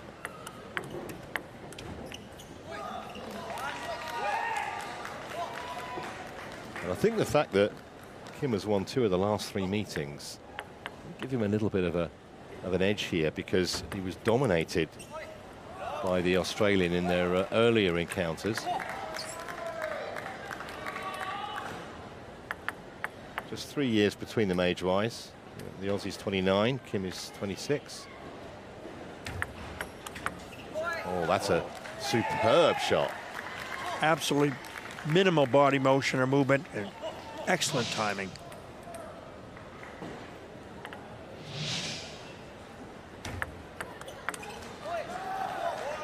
And a very impressive backhand there in that rally. He's come to play, Kim Ji-tae. Lightning start for the Asian.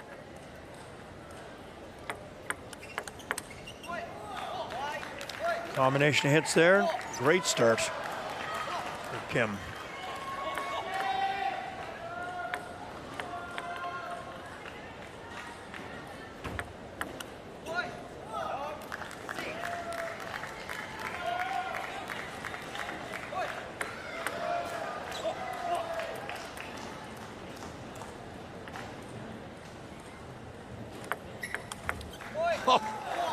Well, this is absolutely phenomenal from Kim Ji-tae against the #1 ranked player in the world. Sorry, John. No, not at all. He's so calm and so quick on his feet.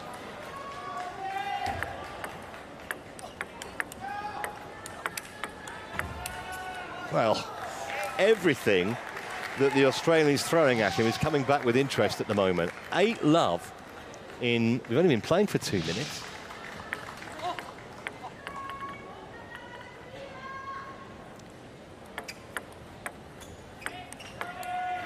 Well, that'll be a huge sense of relief for Bonaine. It may not be enough to come back in this game, but no one wants to be bageled in an Olympic semi-final.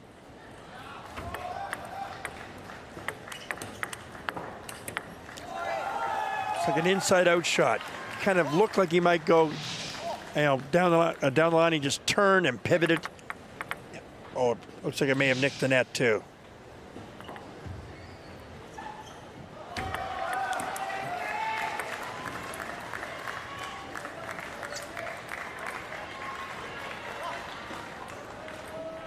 Hasn't had too much to applaud in this game, the Australian coach.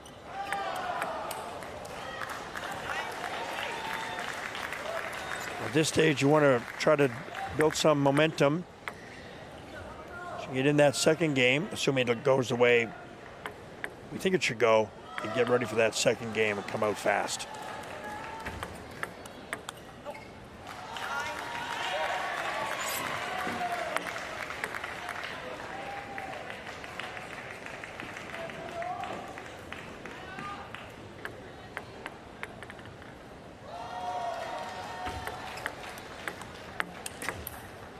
Well, that's the first real shot in anger, you would say, from Bonaine.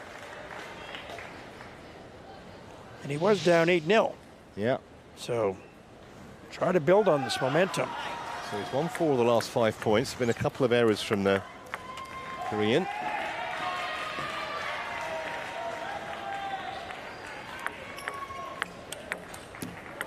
Well, it was actually a great effort to get it back. Okay, fortunate, but it sets up 5 game points. Just needed the one. So 11-5, a genuine statement of intent from the 26-year-old. It just took 5 minutes, and he has the edge here. 1 luck. I certainly think that Kim's coach doesn't have to say a whole lot because he simply didn't miss anything. 100% offense, both wings. Nice acceleration in the strokes. Basically, I'd be telling him, listen, perfect game. Keep it up. Nothing to talk about. Go to the table.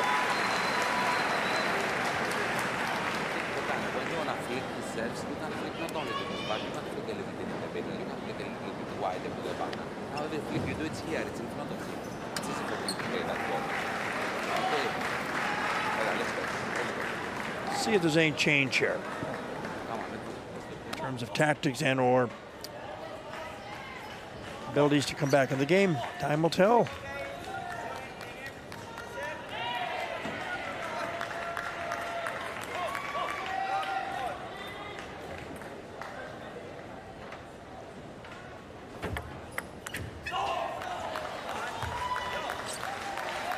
Well, we know Kim's going to continue to go for his shots. It's the way he plays.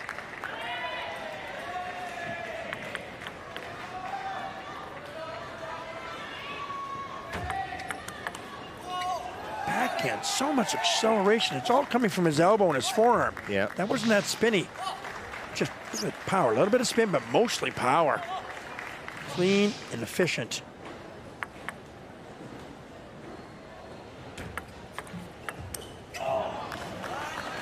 He hasn't missed many of those.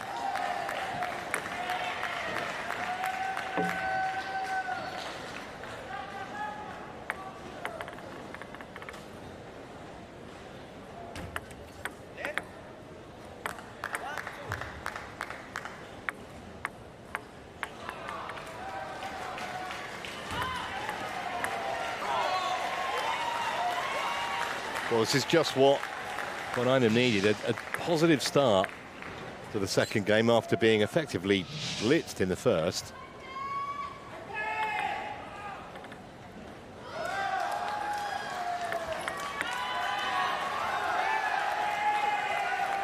Well, compared to this time in the last game, it's a significant improvement. Yeah, and you wonder whether Kim can maintain that kind of a standard for 3 games. I mean, it'd be incredible if he could.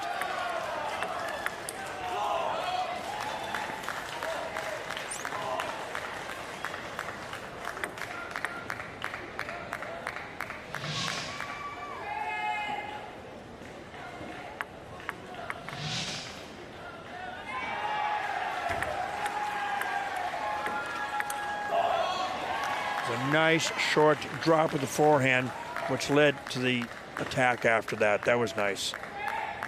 It kept Kim unable to attack, which allowed Benjamin to do his thing with his forehand. He's excellent.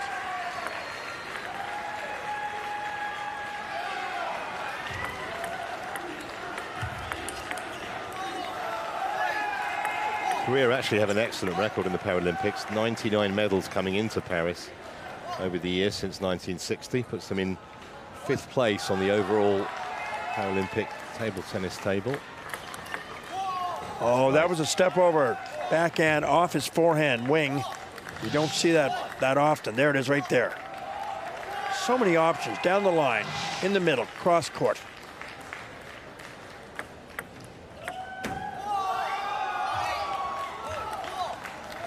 I'm trying to put so much spin on that. It was, in the end, a swing at fresh air. And from 5-2 down, the Korean is back on level terms now.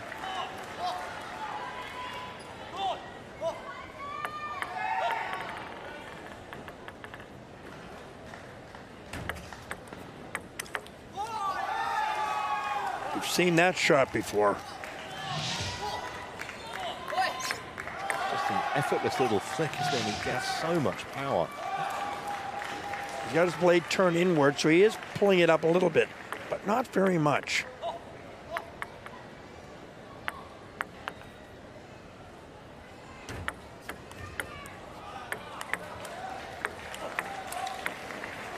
Oh, magnificent. Now to turn defense into attack.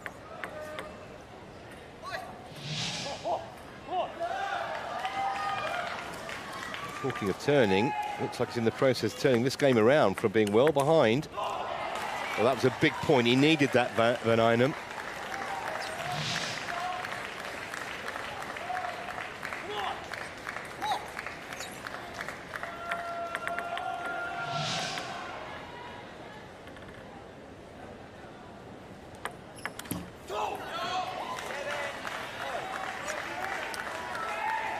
Two good service points. Drawing even again.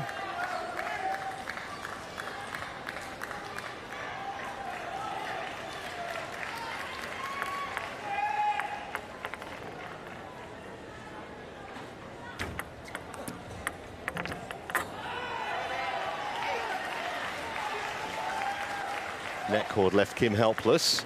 And now it's the Australian who has the impetus in this topsy-turvy second game. That was a nice, strong wrist topspin. 2-point lead. Right. Needham.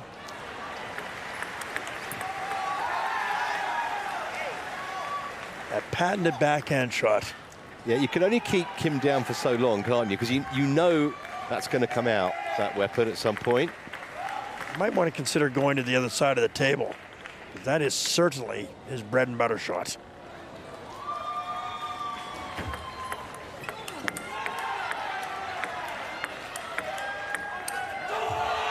Didn't expect him to miss that.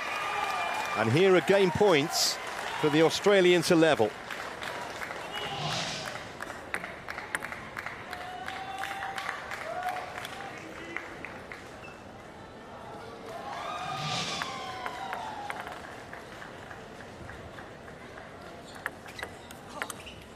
And there he is. So a good response from Von Einem after dropping the opening game. 11-8. He wins the second, and we're all tied up here in this semi-final. One game all. So if you want to avoid, play a little bit side spin this way. Don't play the back side. Okay, if you want, or back spin. Okay, don't play the side spin, very bad side spin, because it helps you go too much to your back. And we don't want that. Van Einem has to remind himself, though, that Kim has that powerful backhand, and not to necessarily go there too many times, because that is his shot. And when he's on, he wins that point. So he's got to take a look at strategically the other half of the table, move the ball around like he did there, and then finish with his own backhand.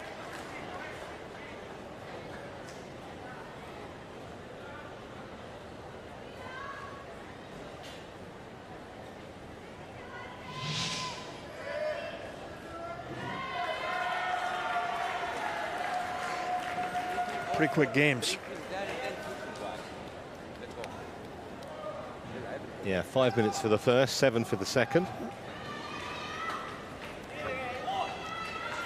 These two are not into long rallies. So who's going to grab the initiative here? Good comeback from Von Einem. Kim starting out game 3.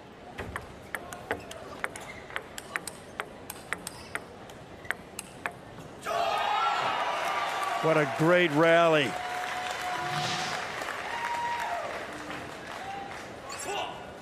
Finished off by a strong forehand topspin.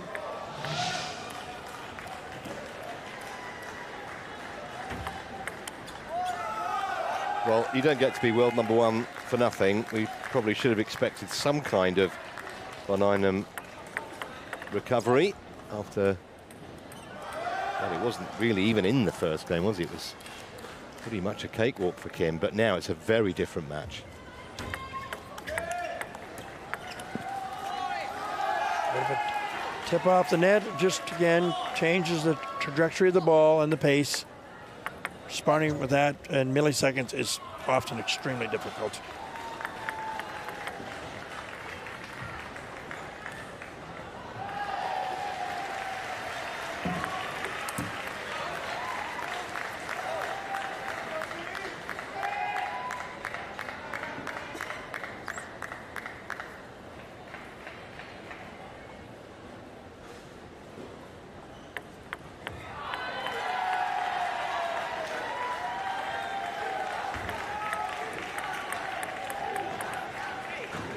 Well, not much Kim could do about that.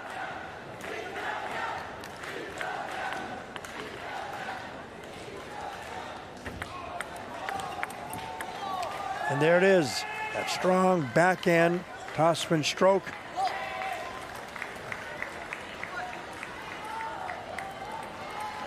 And Einem has to be conscious of that all of the time.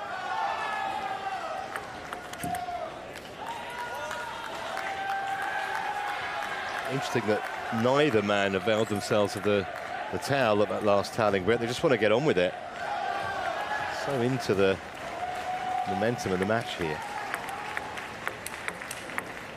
Another terrific rally. Combinations again, this time forehand and backhand.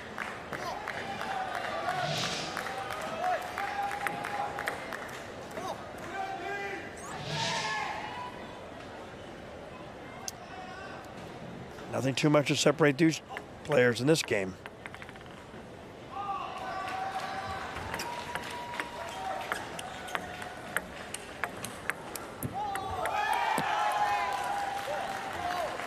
It's a great advert for Class 11 men's para table tennis, though, this semi-final. Two quality players.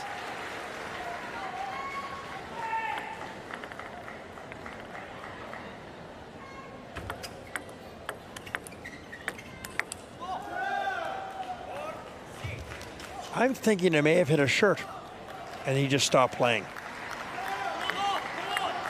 Because he just stopped. Yeah, mid-rally. So that's what I'm thinking. I'd like to see it again.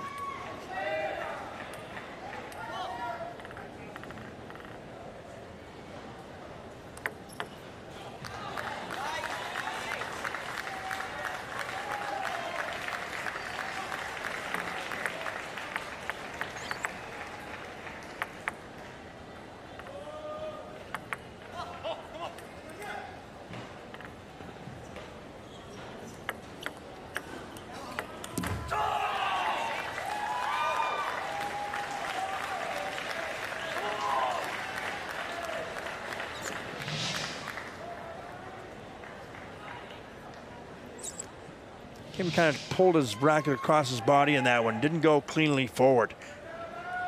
And also brought his elbow up while he did it. Want to keep that elbow stable.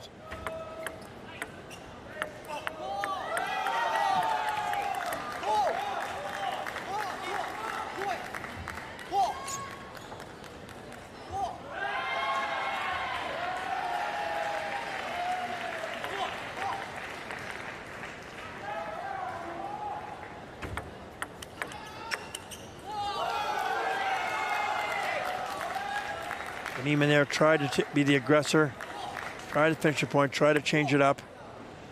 Just couldn't quite pull the trigger on that one.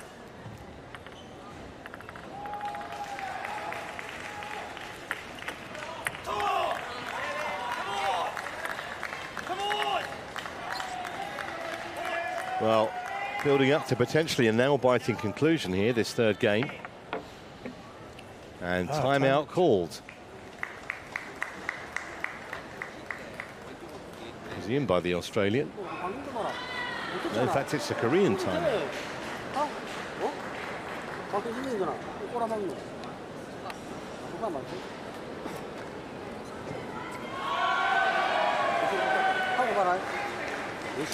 Korean coach tries to keep it simple, not too much information.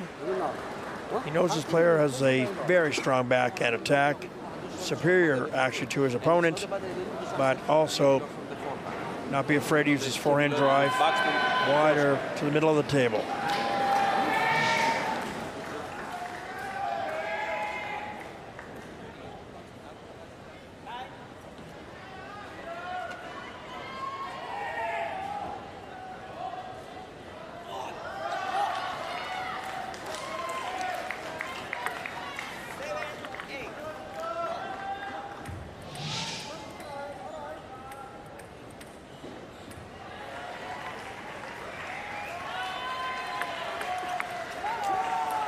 Coming across the backhand, that's just an unconventional shot normally, and then go right at his body with it.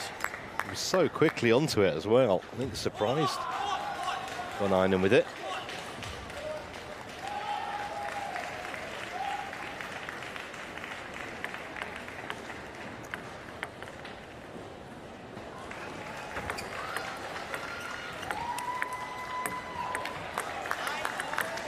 Nice pivot. On Einem.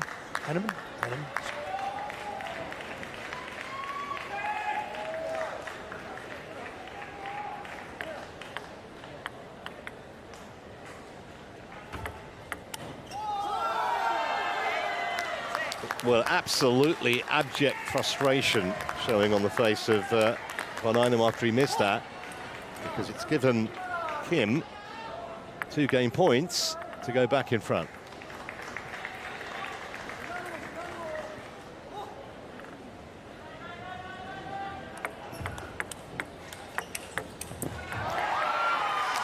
That's a gutsy rally. That's all that can be said there. He turned Kim's strong backhand and finished with his own strong topspin forehand cross court. A nice point. Second chance then for the Korean. And the second chance was taken emphatically. So he is back in front, and he leads the world number 1 again, 11-9. He takes the third game, and he's a game away from the gold medal match.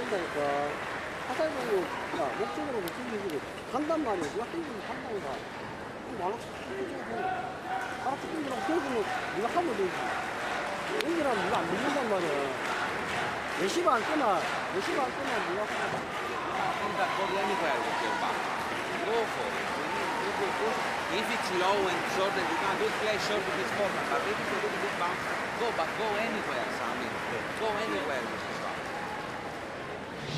Come on!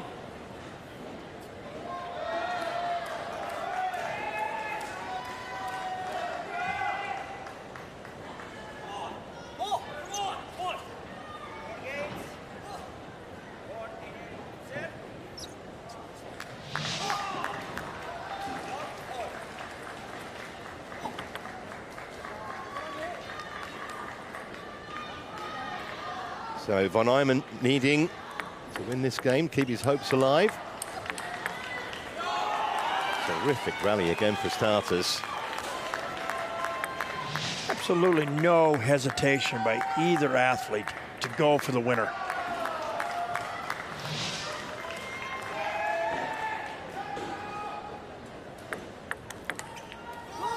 Well, Kim's already done better here than he did in Rio, where he just missed the medal, finishing 4th. He's guaranteed a bronze in Paris. But at the moment, his only focus is on winning this match and getting a chance to play for gold. Will not be easy, though, against the world number 1. Von Eyman's come back once. Absolutely no reason why he couldn't do it again.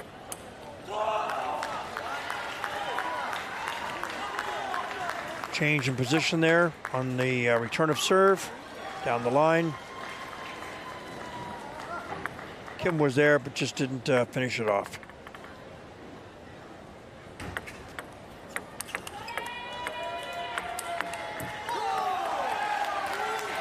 Well, it's punch and counter punch at the moment.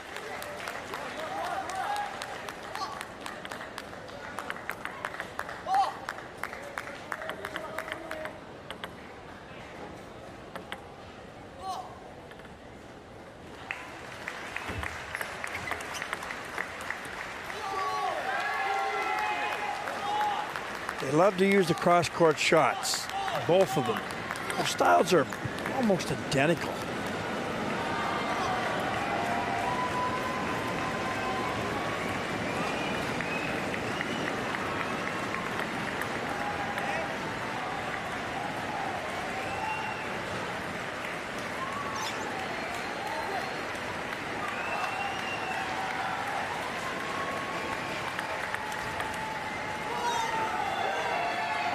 That vaulted backhand toss, but this time down the line and not cross court. He put it somewhere differently. We have a timeout here? Yes, we do. Yeah. Yeah, the Australian this time needing a few words with the coach, because this is a, well, you wouldn't say it was a perilous position to fall 2 down, but certainly concerning. Yeah, the timing's good for this timeout, and I think that he wants to be very cognizant. You have to play on our terms, not his terms. But I know about what he needs to do with the ball.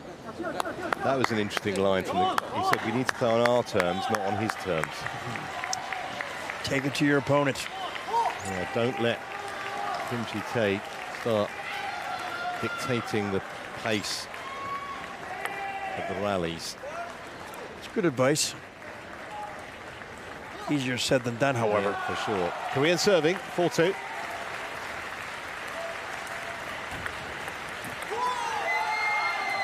And in this kind of a situation, 2-1 down and now 5-2 down, every error that Von Eyman makes kind of feels like it's magnified.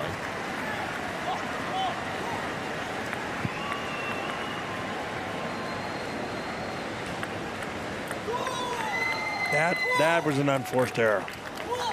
I'm not sure he knew what he wanted to do with it. It just seemed to be he was uncertain. Yeah, well, maybe that was the problem. He was in two minds. In the end, didn't do anything with it. And all of a sudden, he's 6-2 down.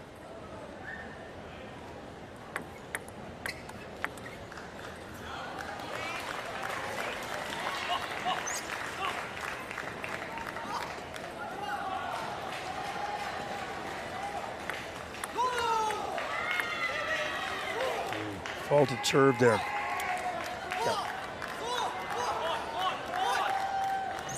Arnhem is definitely under duress at this moment. Kim should be feeling the opportunity now to put this away. He's got a good lead and he's on service.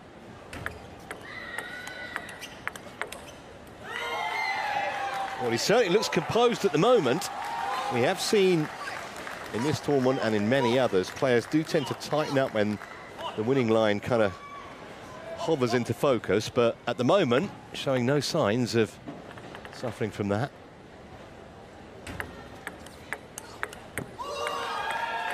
And only 2 points away now.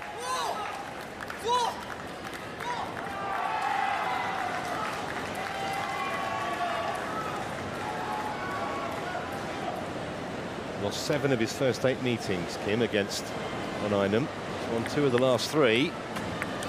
Might be 3 out of the last 4 in a minute. Full power strokes by both players. No one's giving you an inch here.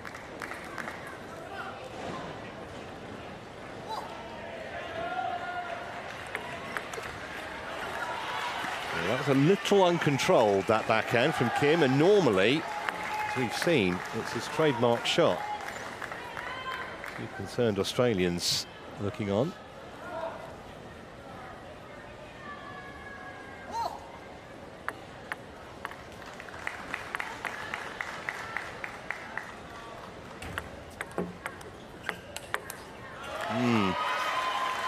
Comeback might be on here, John, you know. The way things are going, yeah.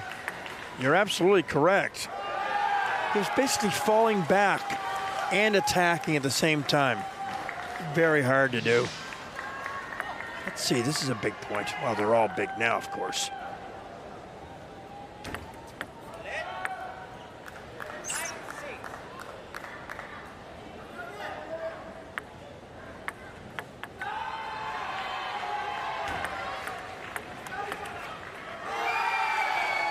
Created that delicious angle again, going across the table, and match points now, 4 of them for Kim Ji-tae.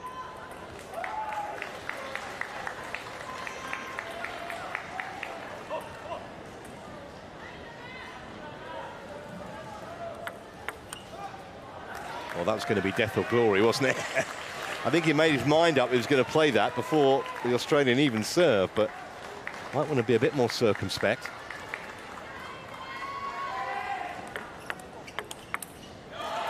That was a brave backhand. Simply put, brave.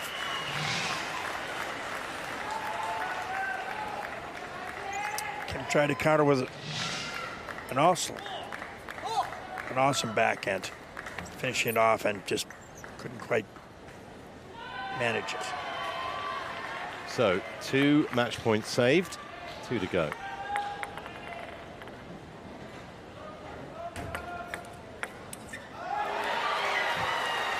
This is nerves now. This is very nervous for Kim. He was playing so well, and all of a sudden, I think maybe the enormity of the situation has caused him to really tighten up. Final match point for now.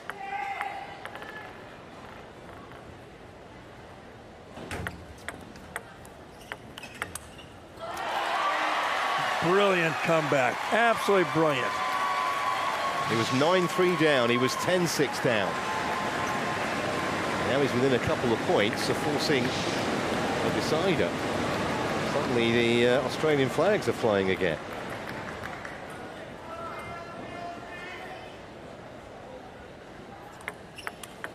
Well, wow. It was right in the hitting zone, but it still had to be hit. Mind that, but he pulled away and went down the line. It's still an incredibly high quality shot. You can't even see him in the picture. He's moved that far wide. So a 5th chance. On his own serve.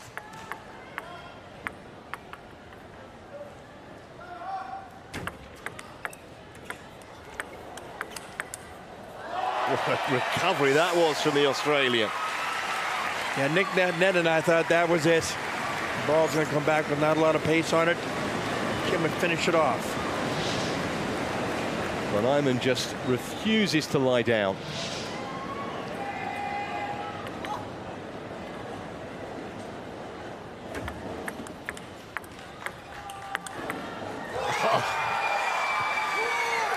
Well, these rallies have just got better and better and better, haven't they? Such a high-quality match, this. They certainly have.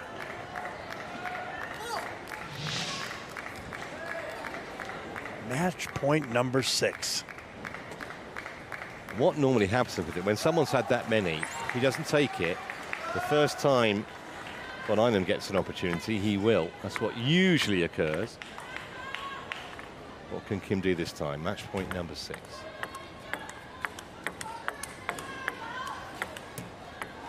Oh. And I think he made a deliberate decision there, Kim, to stay a bit more patient in that point. He did. And again, there was a little timing off with the net, but he went for it in the end. He did. He gave it everything he had. Good recovery here. Just wanted it. And again, we're talking millimeters. Yeah, such a fine line at this level.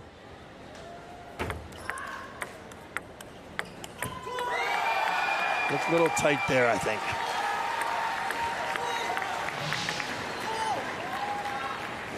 Yeah, he was tight.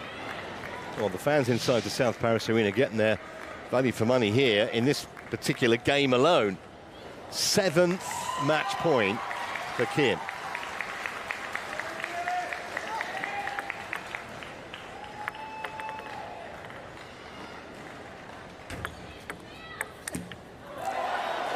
He's played that shot a couple of times, Von Eyman, and it's quite a clever shot, actually. It is, and I thought it might have been a fraction too long, but I think Kim's getting there was actually a fraction too late.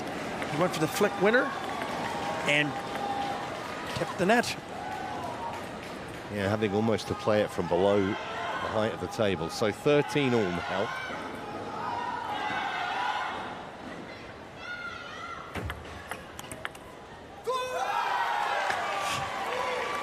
This time, maybe. Let's see.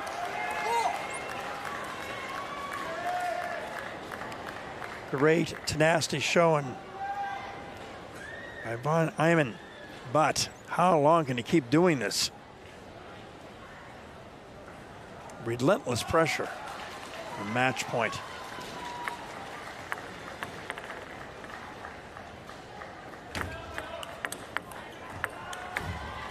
Is it that time? That is a fantastic win. He's beaten the world ranked #1. Von Eyman, who got a silver in Rio and in Tokyo. It'll only be a bronze this time. But Kim with a chance to fight for gold now.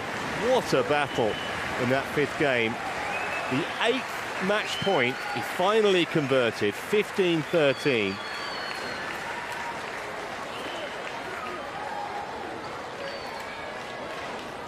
Very, very much back and forth. What's incredible that neither player gave up. Neither player just put a simply soft ball back, hoping that his opponent would miss. They went for every single point as if that was the game winner, no matter where they were, no matter what the score was. You could see the frustration there with Von Eyman throwing his towel down. I think that's one of the highest quality Class 11 matches I think I've ever seen, to be honest. Oh. Both of them. I would totally agree. And obviously, you know, there's got to be a loser, and clearly Von Eyman unhappy with not progressing, but nonetheless, I think when he looks back at it, we'll have to agree also that Kim's display. I mean, Kim in the first game was just off the scale, wasn't it? Yeah, sure was, but there was a battle back there. And again, the old adage, anyone's game, it is, but not only is it a matter of millimeters and centimeters, but it's also what's going on in your head. How relaxed are you? Are you really prepared to take the risk? You say high risk, high reward, and that's what it is. Well, there's been some fantastic entertainment just on this table alone since we started, what, 2.5 hours ago. Still got plenty more to bring you. There is going to be a little bit of a break before the next match. Quick look at the match stats. So 7 more points Kim won. 8 consecutive points. That was actually the first 8 points of the match. And Kim was all over Von Einem in the opening game. So, we know the bronze medalists. And we'll wait for that gold medal match in due course.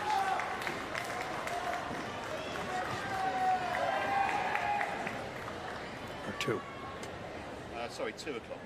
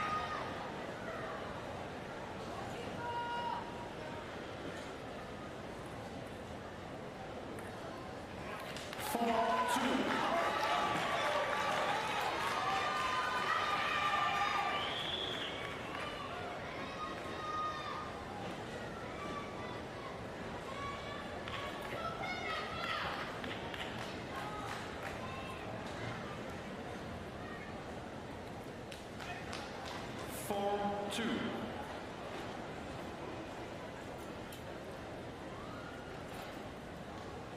Let below the playing surface. 4-2.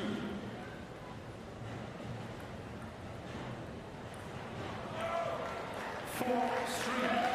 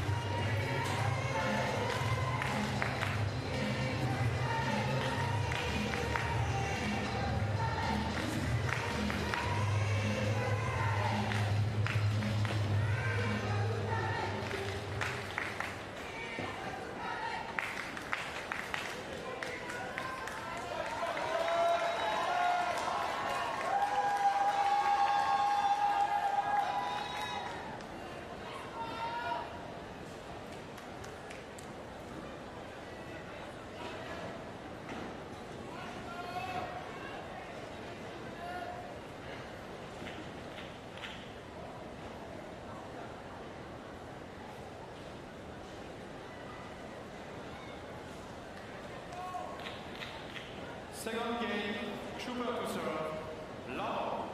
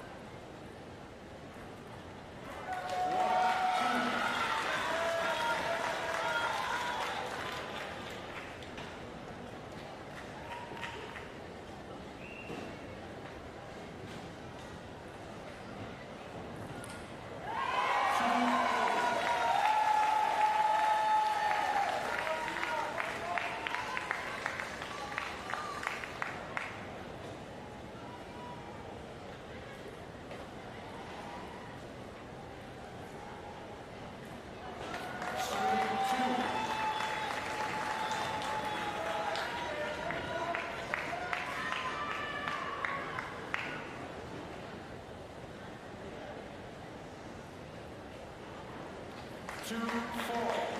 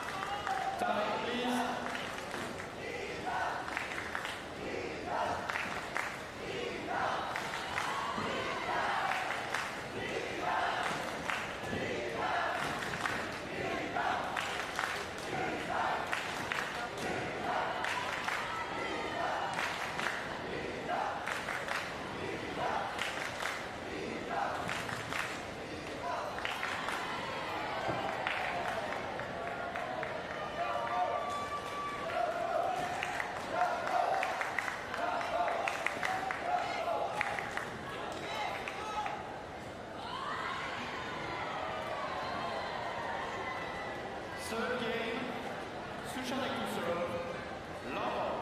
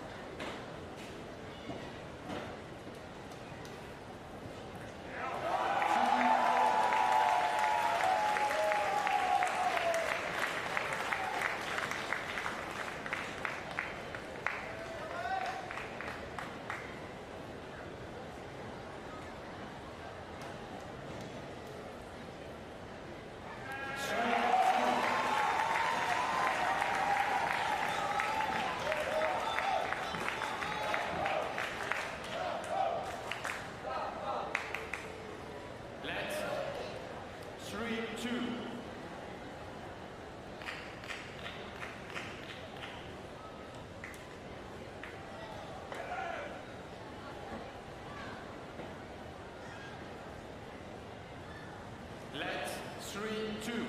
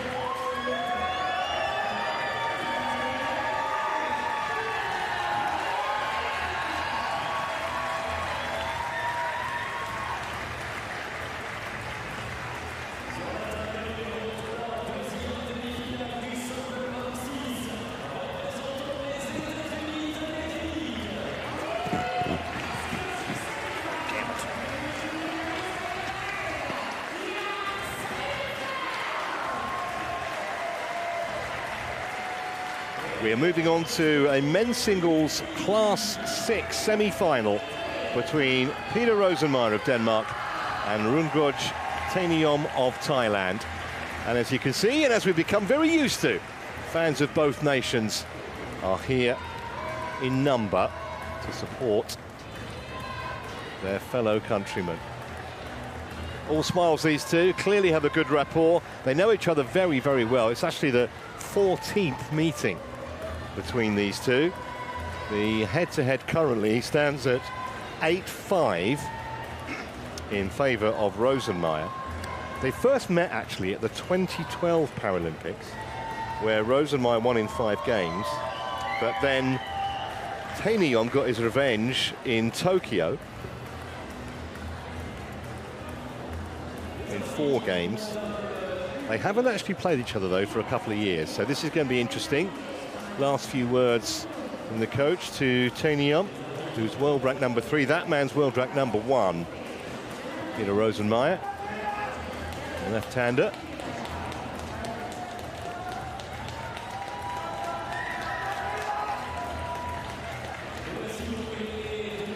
We now have a 2-minute warm-up.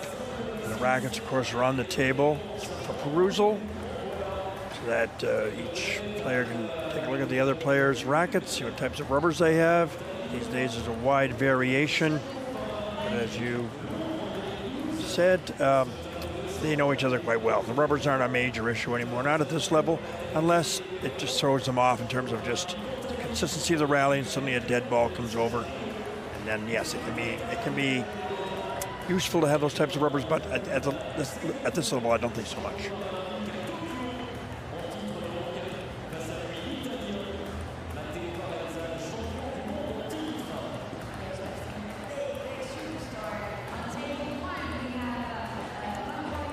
Animated conversation here between Rosenmeier and umpire Carolina Miguez.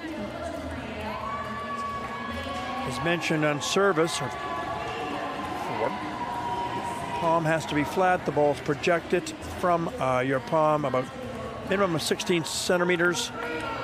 And you can do a high toss serve if you want. If you cannot put it on your palm of your non-playing hand, then of course, as long as you have a situation where the ball is projected up and your opponent can see the ball, then that's fine, and those are accommodations that we certainly see frequently. These are two very decorated Paralympians. Rosenmeier won Paralympic gold in Beijing 2008 and in Rio 8 years later. Silver in Tokyo, a bronze in Athens and London. And the Thai, Taeniom, was the Paralympic champion in London. They got a bronze in Tokyo and Rio, so they've got a whole collection of Paralympic medals between them. Actually, Rosenmeier was flag bearer at the London Games. There's our umpire, Carolina Miguez. Rosenmeier is a fascinating character, actually. He wanted to be a footballer when he was a child. And now he's kind of become a celebrity in Denmark. He does some TV presenting, and he wants to go into that full-time when he retires from para table tennis. And he said specifically he wants to be a TV presenter on subjects not related to either the Paralympics or disabled subjects generally. He said, I've done all of that, and he has. It also says here, too, that he's a motivational speaker, too. So he goes around, I think, to schools and to different organizations, and that would be also something I think he wants to pursue in a part-time or full-time basis as well.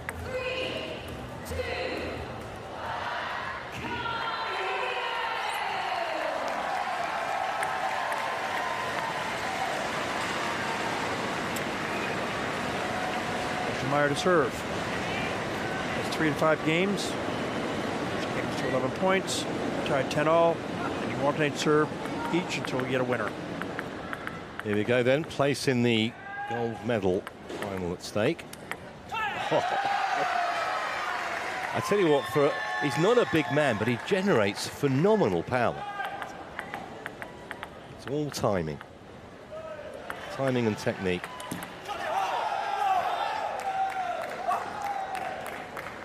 Anticipate both these athletes will be quite animated, which just adds to the whole competitive situation. Well, that was set up perfectly for Taeniom. Didn't disappoint with the winner.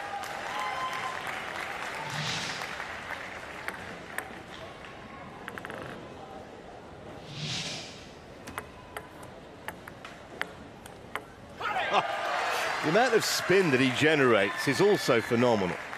He needs some body rotation for that too. And he's able to somehow get that quickly, turning that ball over with his racket and producing that spin.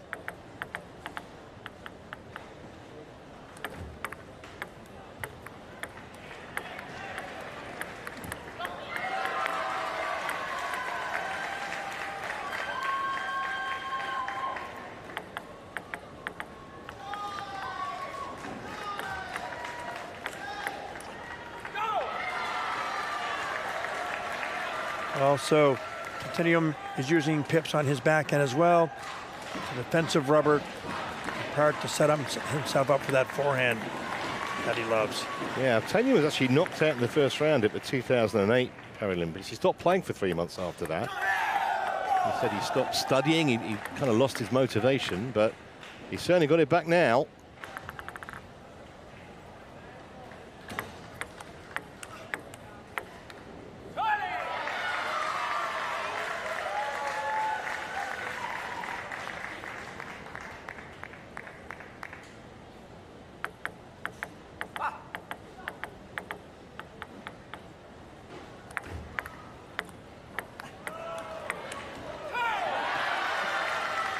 Rosenmeyer seems to be driving him really wide to his left-hand side, like off table a little bit. Example here, definitely a wide shot. Did pull him off the table.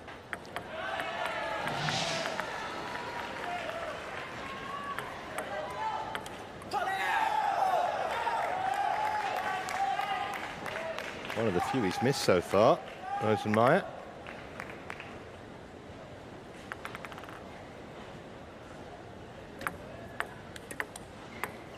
Oh, what a Titanium, I think, surprised himself a bit there.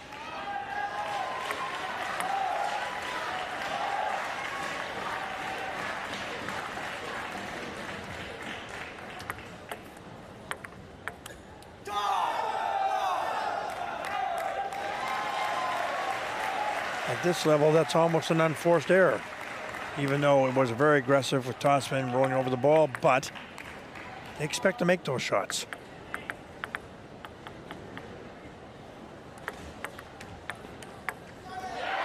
Down the line. He had choices. And it was past the tie before he even had time to react. He just guessed, tried to guess which side he was going to. And it was almost a smile of appreciation too, wasn't it? That's Rosenmeyer's winner.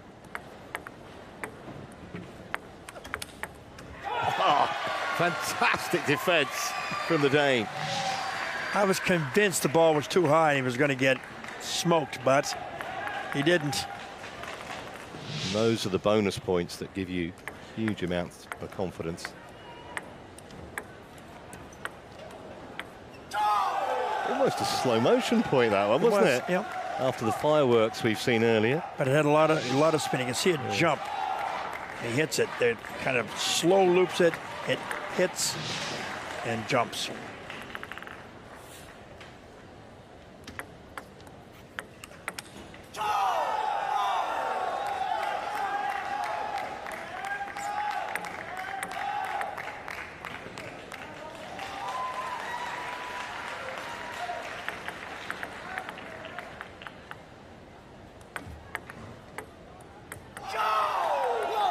Thailand have only won, or coming into these games, 5 Paralympic medals in table tennis, and Titanium is responsible for 3 of those.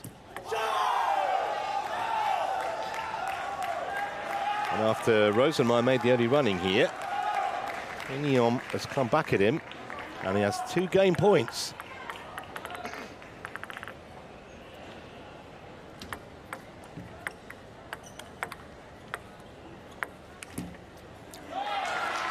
That was a shot I think he should have had. He made the difficult one before that. Ball came up high, and he didn't finish. But still, a second chance here to put this first game to bed. Oh, well played, Rosenmeyer. It's a great shot, lots of power down the line. Both those points were off his opponent's service too, which something that that he'll be very happy with.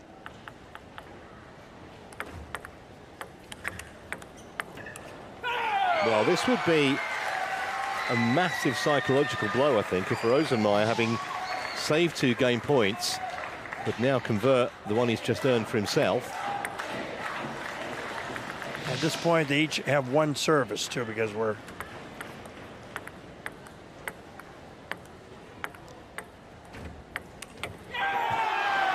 It was the side, not the edge, I think. I think that's Rosenmeier's point. Well, no one seems to be arguing. It was definitely side. Yeah. In my opinion, the ball needs to go up in the air on an edge. It will go up. If it's a side, it will go down. Yeah, and that's exactly what happened. So no complaints from Tainium, and it means that Rosenmeier leads by a game to love, having saved a couple of game points. Well, should be flush with confidence now, you'd imagine. Tainium, of course, will feel precisely the opposite way. Yes, I didn't see any remarkable aggression.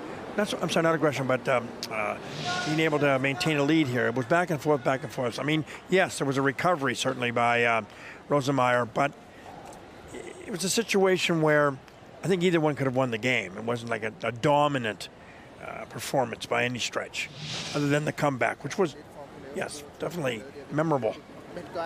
That replay you just saw clearly indicating it was the correct decision, that the ball hit flush on the side of the table, not the edge. I wonder who he's supporting. Gee, I wonder. That's some get-up. Yeah, I've seen him before, so it's kind of a neat mascot, you might say. Fantastic outfit.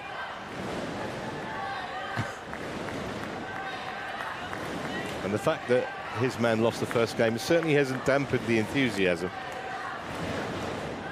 Here we go then, game 2.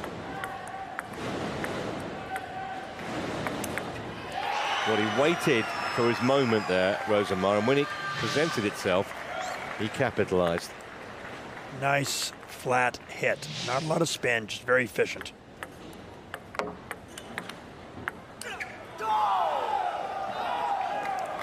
Because of the pip rubber that Tainium is using, he relies on people to miss some shots every once in a while, like that one.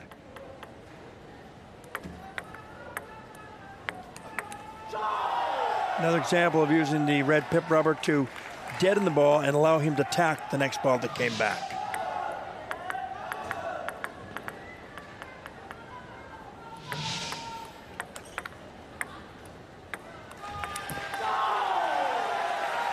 Well, it's a good response, this, from the tie, after the disappointment of that opening game, from his point of view.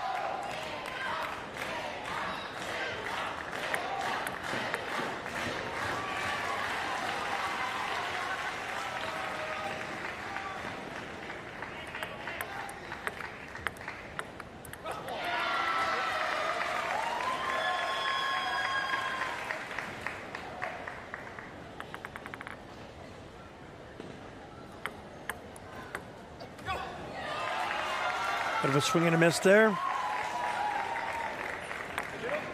Maybe a little more footwork on Tainium's side might have helped a little bit. He might have been jammed just a little.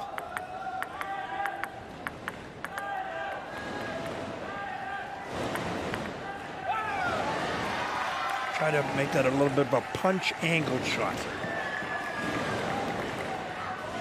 Certainly more about position on the table and not spin, or speed for that matter. That's not what the rubber is used for.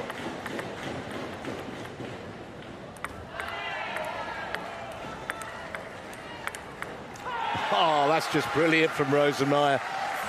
Fabulous rally. Really nice backhand. If you drove him wide, it was forehand, and he punched it back. That is quality. Tainium really didn't do much wrong at that point. Oh, we have a timeout. Yeah, well, it's starting to get a little concerning, isn't it, for the tie? The game down and now behind in the second game. Again, coaches, the good ones, only present 1 or 2 suggestions to their players. Very quick sport, very fast. Decisions have to be made quickly. You don't want to make a situation difficult on your player by giving them too much information.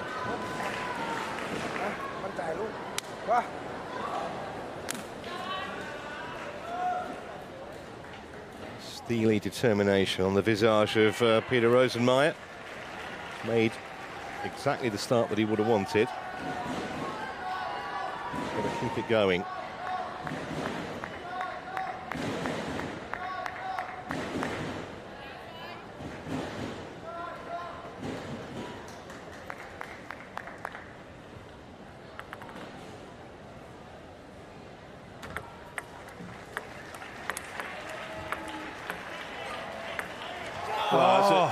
Extraordinary. There's several things there. He's 2 or 3 meters off the table, and then he just takes it and arcs it, and then just jumps sideways. Side spin and top spin. And an incredible angle to boot. Oh, that was a big chance for Rosenmeier. Set it up perfectly, and just couldn't execute the kill.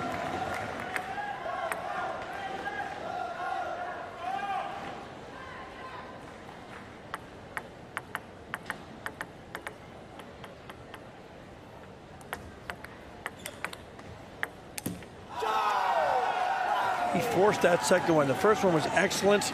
The second one, I think he just tried to put a little too much on it. Wasn't necessary. He had him off table.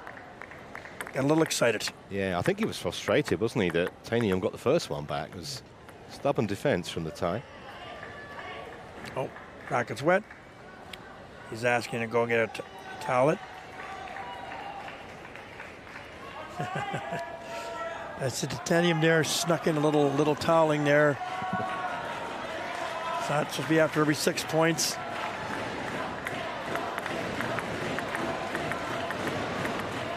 It's the Denmark fan club.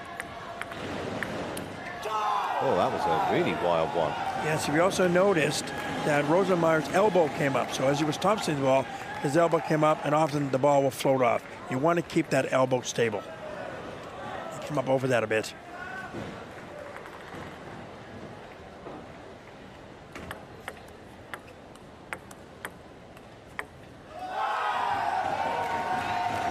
Very reminiscent of the one where he was off table. Same thing. Rackets really lets the ball drop, and then it comes over it with side and top spin.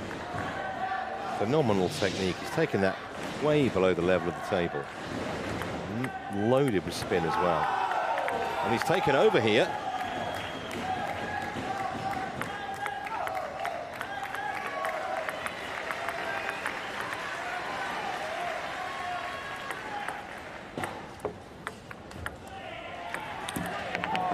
I can't believe he's missed it. He's played so many more difficult shots than that brilliantly, and he's dumped that one into the net.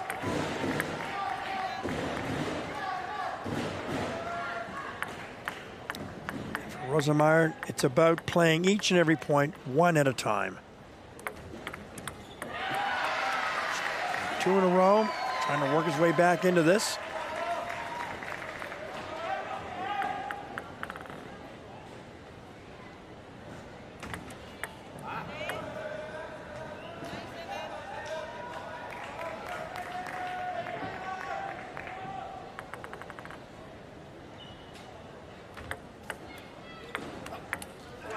Great angle.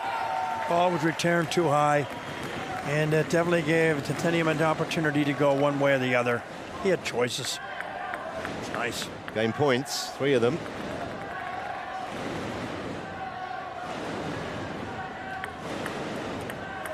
And converts the first. So we've really got a match on here. 1 game all now. Good fight back from Roland-Garros Stadium. And it's 1 game all in this Class 6 semi-final. What was notable for me was the couple of the slow top spin, side spin shots that the team made that game. A bit off table, super slow on pace, but absolutely full of spin. You have to take those right off the bounce. By the time you get your racket there, it's gone sideways.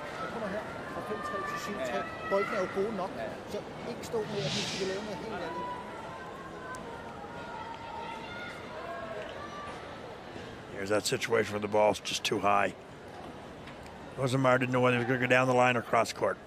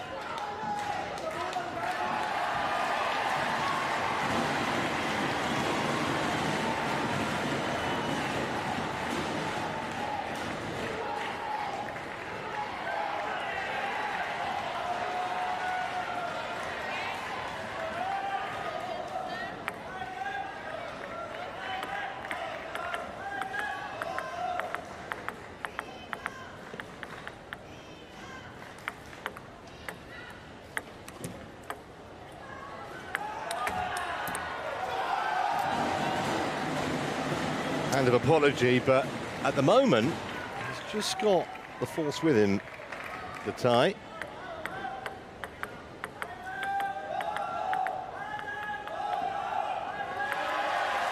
Oh, fault.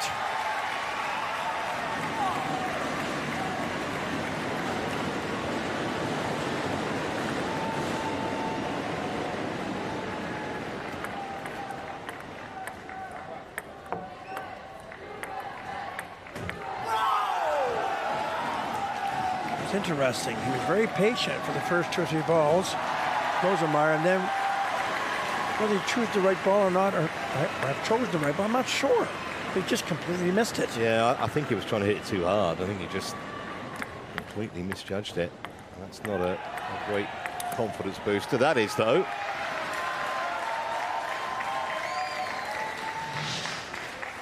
When the order of play came out last night for Table 1, looked at this match, I'm just thinking, this has got 5 games written all over it. They've had some epic long battles in the past. Nice. Another forehand toss spin cross court. You're absolutely right. This could go the distance. So closely matched.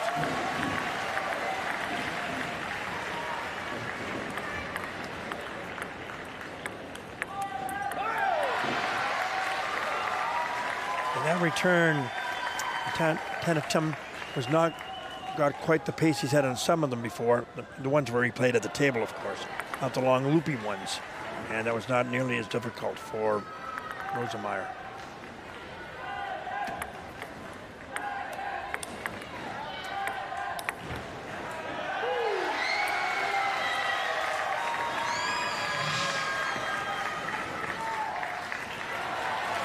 It's almost like they're taking it in turns to have the edge. 3 or 4 points of Tainium, then Rosemeyer fights back. Makes for an absorbing contest, that's for sure. 19 minutes in.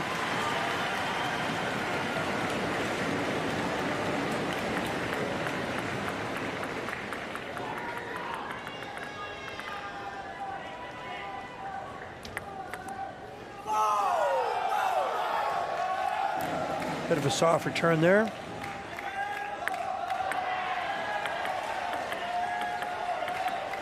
Well, he's a bit happier now than he was when his man lost the first game.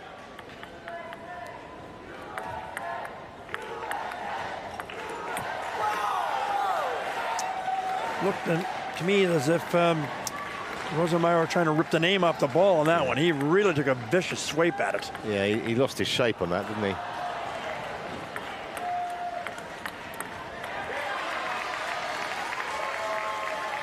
There's a better point. More pace on that one.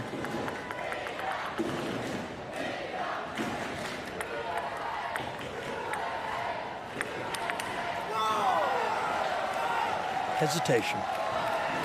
He's going to hit it, decided not to. Ball came up. Boom, gone. Well, they say he who hesitates is lost, and that was certainly the case there. Oh, a bit of water on the table. The assistant umpire will come out and give it a bit of a clean.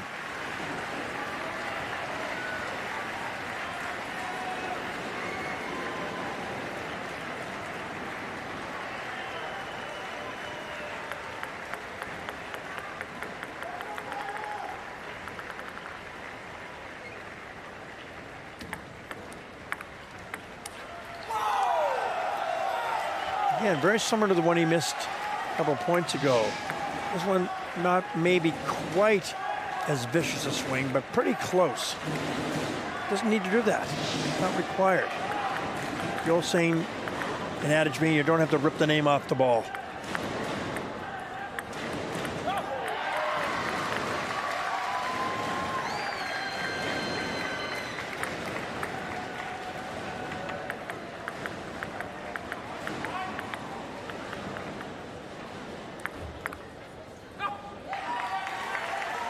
Surprised him with the serve there. That bounced pretty high. It did bounce pretty high. I don't think there's a lot of spin on it. Again, you're playing against the pips. You don't necessarily have to put any spin on it because it doesn't really take much effect.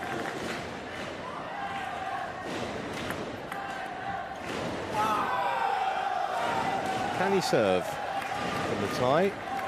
Right down the sideline.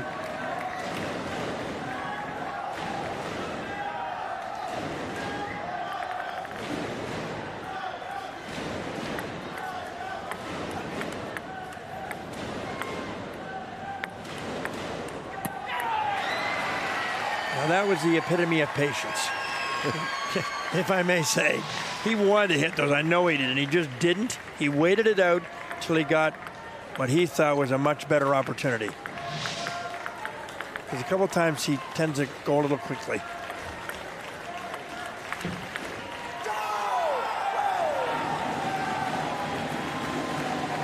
Superb defense from Tainion. Hardly been more than a point or two in it at any stage in this third game. Getting to the business end now.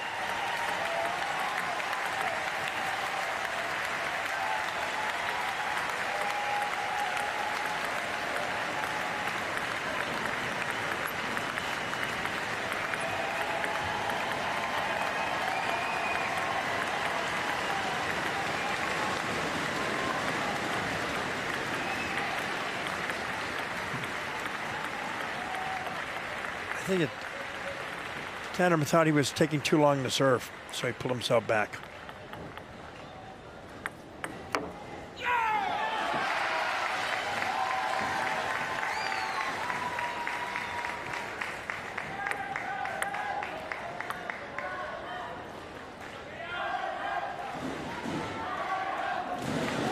Well, much needed touting break at 9-all.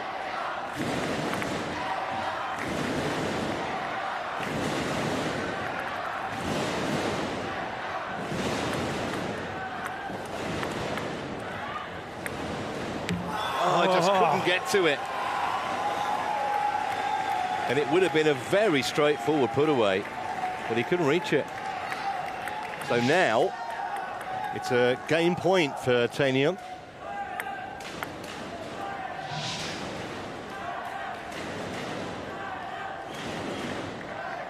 And also, you can't put the free hand on the table either to help balance yourself to make that shot. You can fall forward afterwards as long as you don't move the table. Yeah, slightly different rule applies in the wheelchair classes. Well, good time for the net to be your friend.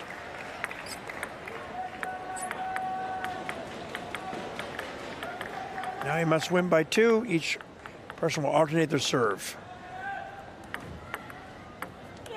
Well, that's brought the Danish fans to life. And now it's Rosenmeier who has a chance to seal this third game.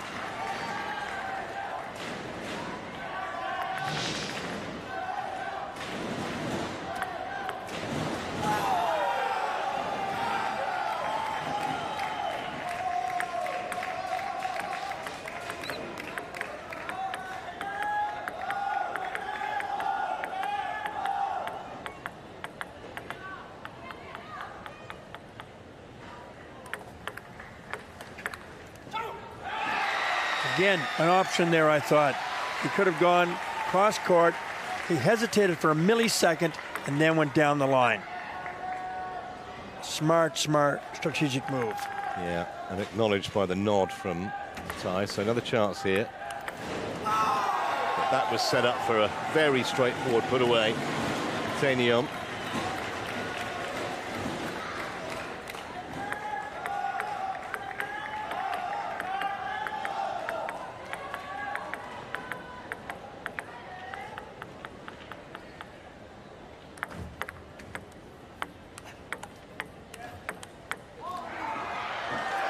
What an intellectual point, I would call it.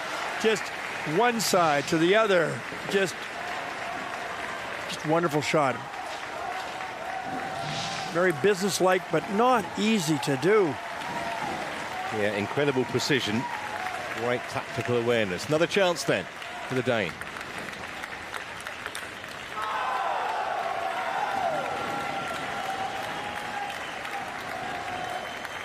Another return that was a little soft.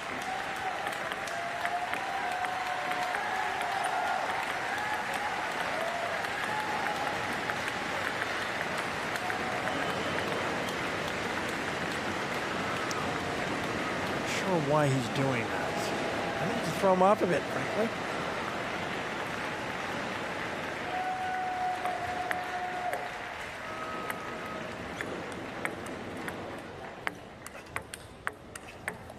Oh, yes.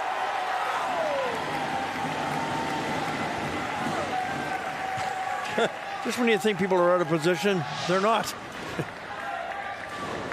Just Look how wide that is. So now a second game point for Tenium. Seems a while since he had his first.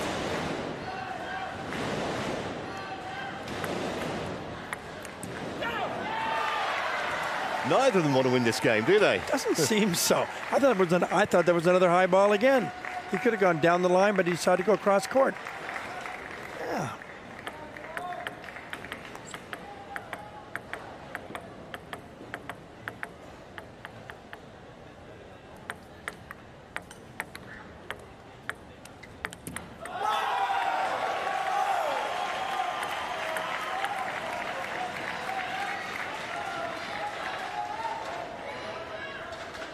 Game point number 3 for the tie.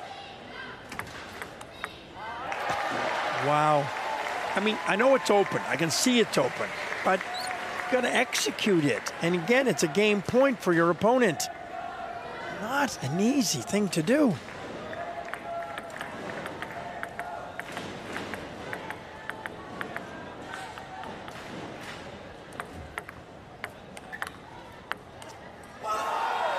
Pulled it wide. Yes, it was. Fourth time lucky, is it?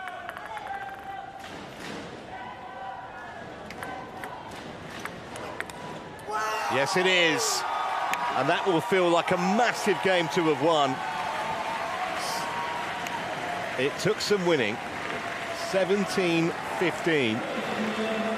And he now leads Tenium by 2 games to 1, having come from 1-love down.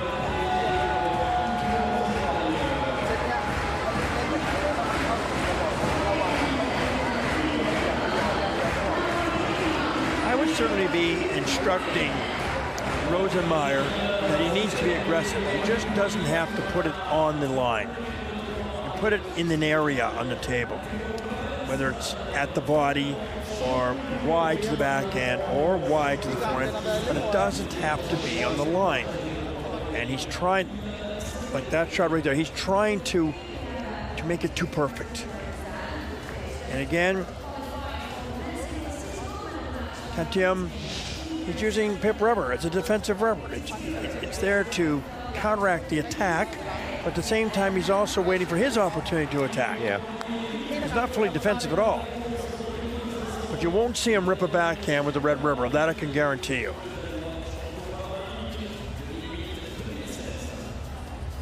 Well, we've seen any number of great shots in this match. He's probably trying to take a few himself. If we get ready for game 4.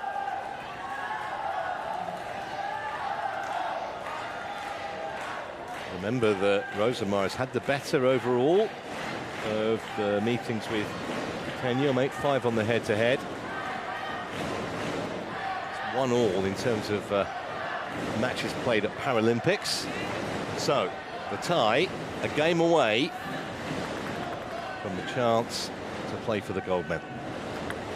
It's a great serve, that. Yes, he does paint the lines with those serves, doesn't he? He can. It was short. And it forced Rosenmeier to come and get it. And he just was late. That's from him physically touching the table with his body.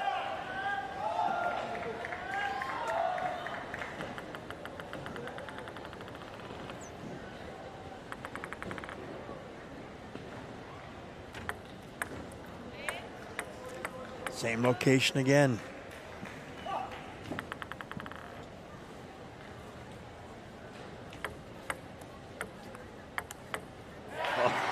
Onto that so quickly. He went back all 3 times for a short serve on Rosenmeier's forehand. Interesting. They must see something.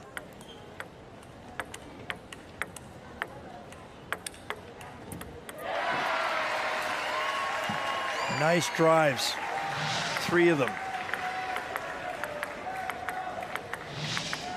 All cross court.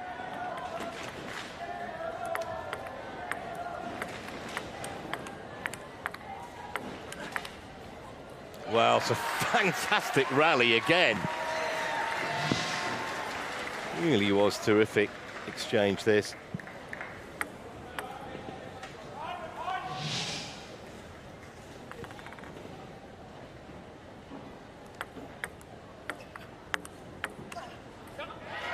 That was very interesting. In that situation, Rosenmeier just tapped the ball back. He didn't do anything much with it. And then Tantum missed it.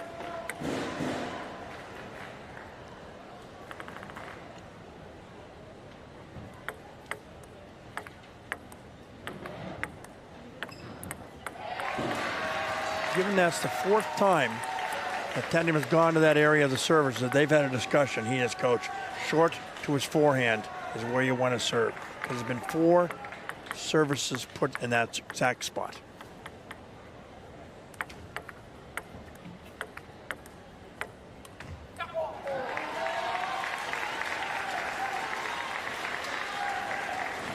What an early stranglehold on this 4th game for Rosenmeier.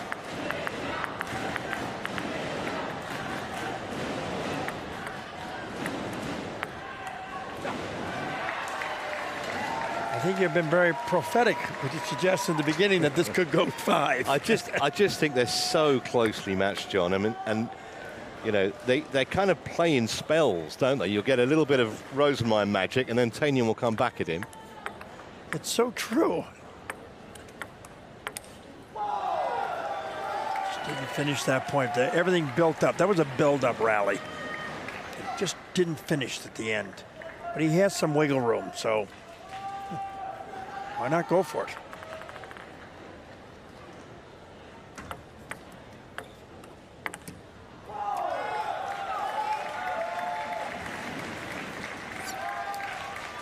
The saying goes, it's never over till it's over.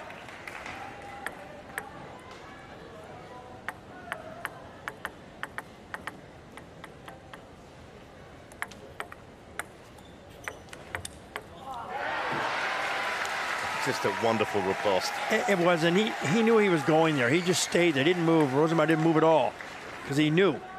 But he didn't put quite enough on that one. Gave him a chance to go across court with the drive.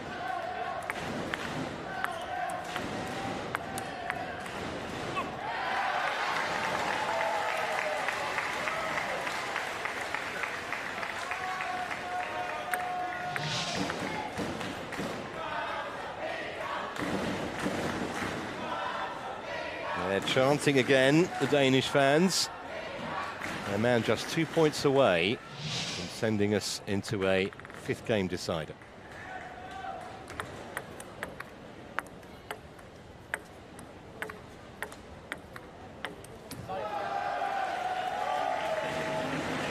So the ball may have hit the edge.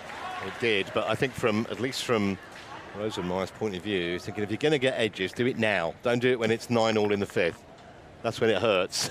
That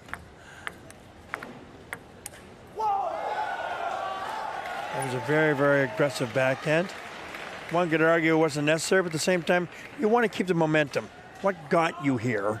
And you want to continue working that because you're going to need that for the potential 5th game. Yeah, and he's still got that 4-point cushion.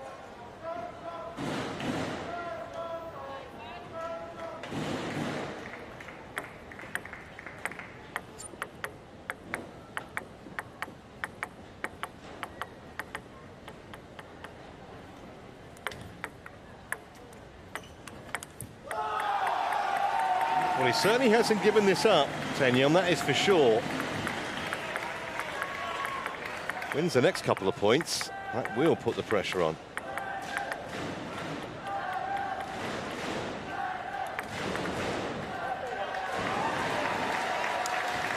A bit of a no-spin serve. No-spin serves can have a lot of effect on pimpled rubber. They're not that easy necessarily to do a lot with. Pimple players want you to give them spin. 4 game points to tie up the match here for Rosenmeier. And there it is. Well, the previous game took 13 minutes. That one only took 6. And we are going to have a shootout here, a one-game shootout, 2-all.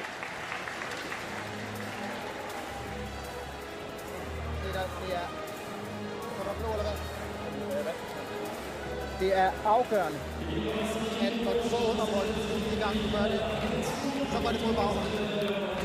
Det ved jeg, den eneste, der kan være svær for dig, det er den på den korte tur, eller den korte tager foran, den fandt du faktisk rigtig godt styr på her, ikke?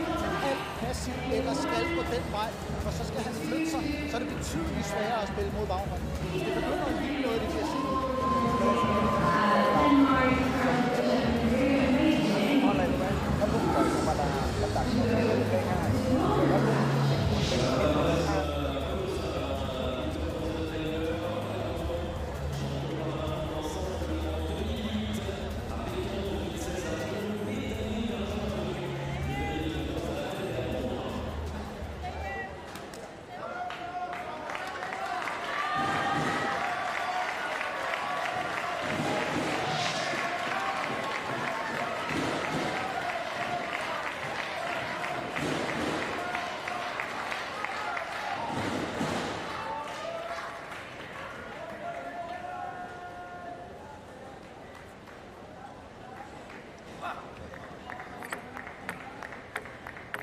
So if you're sitting comfortably, we'll begin the shootout. One game to decide the winner here.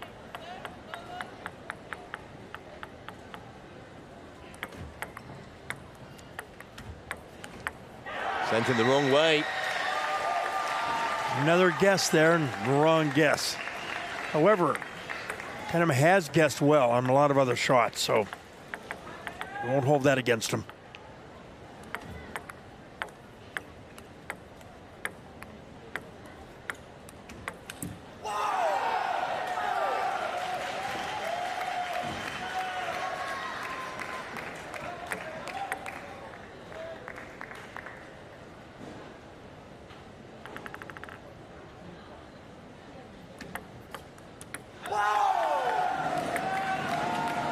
Should also remind everyone that once the first player gets to 5, they will switch sides.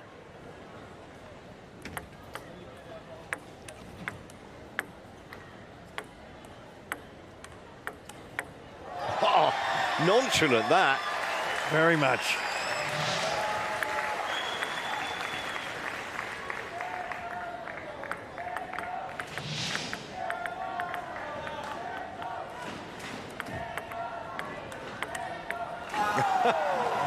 That was just what we call a block. No power at all. He just let it come off his racket, let the ball and the momentum do the work for him. That was nice. Well, at the moment, bringing the best out of each other, which makes it wonderful to watch. That was rushed.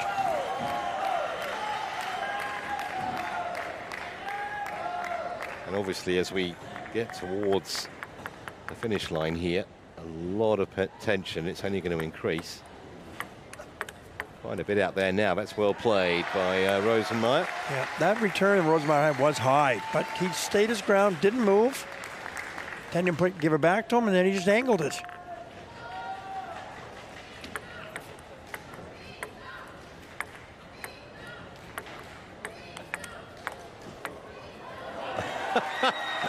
Well, I think he was completely shook there, Tenham, because that ball came off the end, right on the end line. It kind of came straight up at him. He didn't know what to do with it.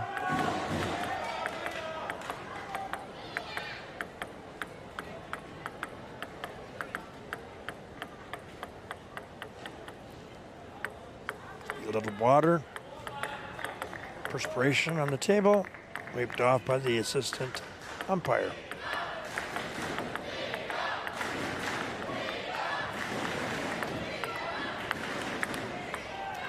Oh, I was convinced he was going to go one side or the other. He didn't. And Tenham just waited for him. Didn't move at all. Absolutely superb. Because he's been drawn out a couple of times out of position. Not that time. They switch sides now.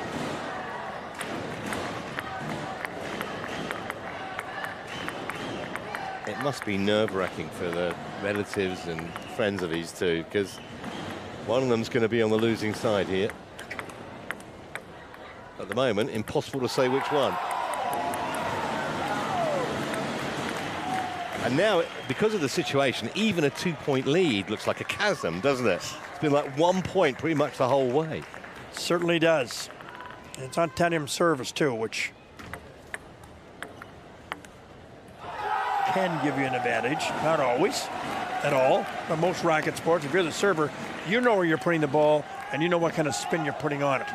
So that is an advantage. Yeah, I think we've got a timeout scenario here. Yes, we do. Yeah, actually, I think Tanium's serve has on occasion given Rosenmeier some issues. Yes, it has. Okay, slag. Nu er det vigtigt også. Han fanger mange af de blokke der. Ja, præcis. Det kan vi ikke gøre en skid ved, men vi kan faktisk sørge for, at vores kvalitet, den holder hele vejen. Ikke? Husk, det når vi går under bolden, så vidt overhovedet muligt. So the Danish coach, I think, waited till the last moment. He doesn't want to wait too long, where it gets to a situation where you simply are not going to be able to make a recovery. But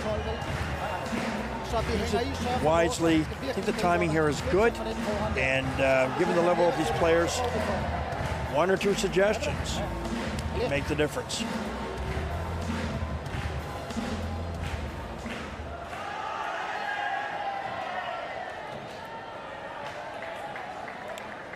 Concern right now, I think, on the fans for Rosenmeier.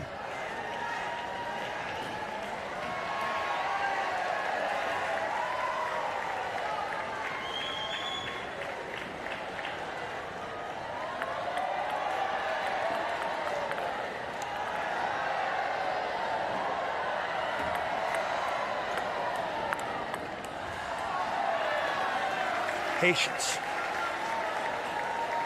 You're the one that's down by 3 points. Again, you don't have to rip the name off the ball. As I said before, he was very patient on that ball.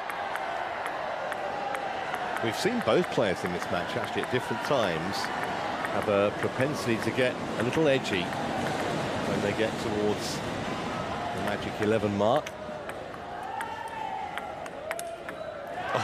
Oh, what a block down the line. We have been treated to some unbelievably good rallies here.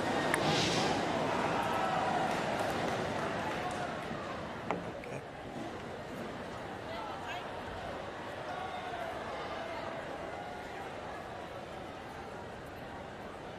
Going for timeout. What's happened here? I'm not, medical issue, I think. Yeah, it's an injury. Yeah. You can see that Rosenmeier's put his warm-up jacket on. So time will be given generally, as you can see right there. That would be the assistant referee. Comes down to make sure everything is in order, that he's allowed his time, and this is not the same as an official timeout. This would be an injury timeout.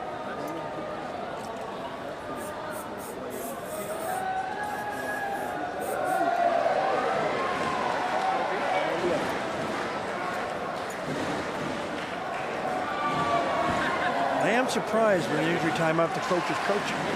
I was talking in his ear there, and I would think that not necessarily legit, but I don't know for sure because it was an injury timeout.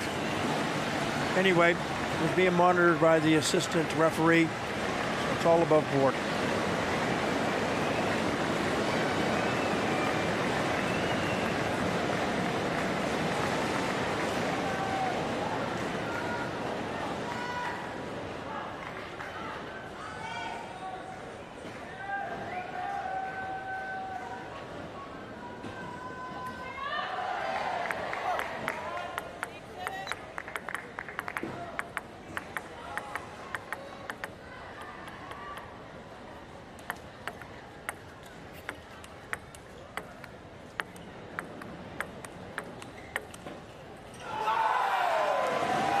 Every point just feels critical in this situation.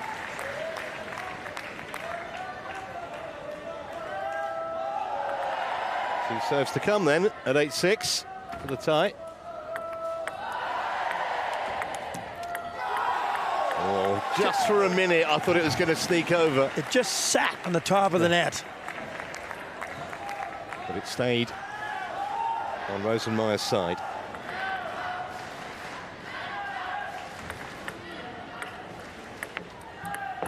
And here are match points for Roland-Garros Stadium for a place in the gold medal match, 4 of them.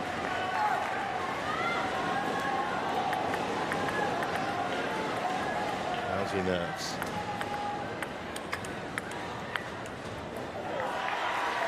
Just a little late hitting that one. Just came a little past his body by the side. He may have hesitated for a millisecond. And then the angle is gone by then. Just have a feeling this isn't over by a long way. We'll see. Second chance then. Tie.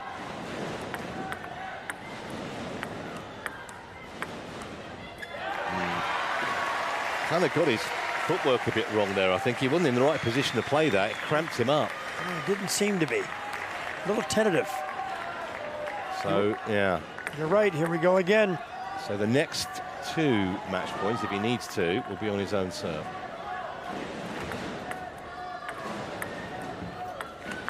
It was a struggle. It was something of an epic, but he's got there. And he will be in the final, fighting for gold. Terrific match. Immense credit to both of them. 11-8 in the decider in favour of Roland-Garros Stadium.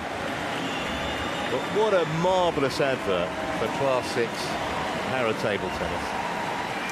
A lovely match, a lovely technical match, a lovely tactical match. And I love the way the players embrace each other at the end of the match. Shows the deep respect they have for each other.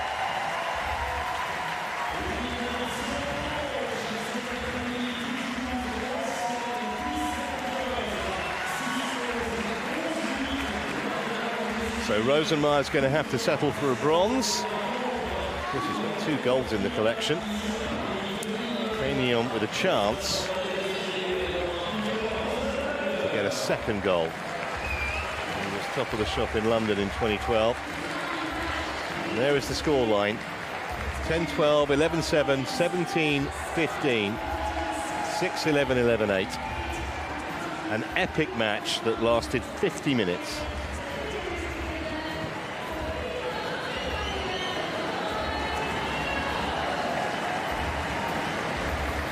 It's a very, very long time for a match.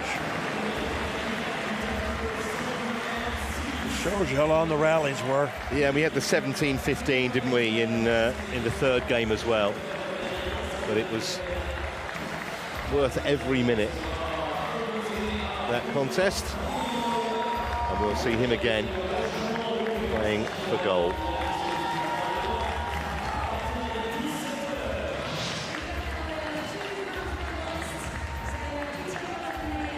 This was the final point. It sat up and asked to be hit, and he didn't disappoint. It's what you really pray for when you got match point, as an opportunity like that, especially when he'd saved a couple of them. As you say, they get on really well, these two. And also the bond between coach and player, we've seen throughout this championship how strong that is.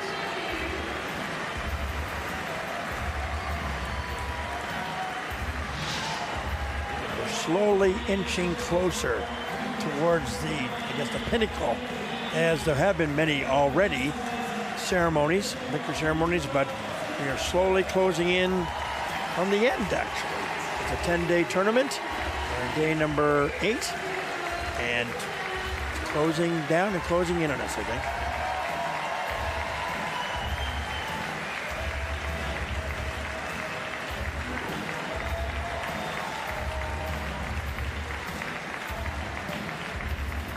There are the stats. Look, only 2 points between them in the end in terms of a number of points, well, more than 100 in the match. Pretty similar, actually, most of those. Interesting. And so now we know that Rosenmeyer and Seidenfeld are the bronze medalists, and Taignan will play Parenzan of Italy for the gold medal.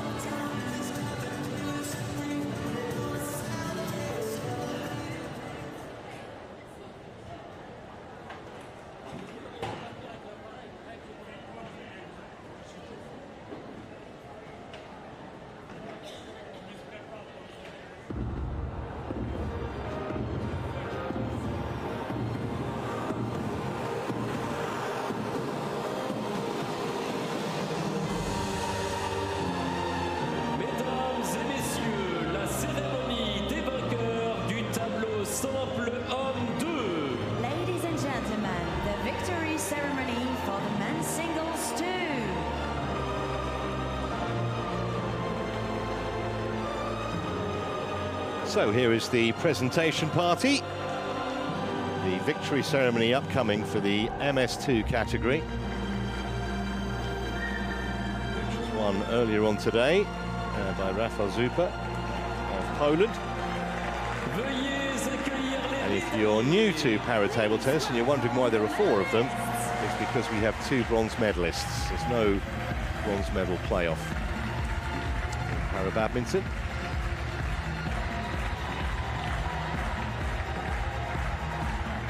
Standard in para-table tennis, even my mistake.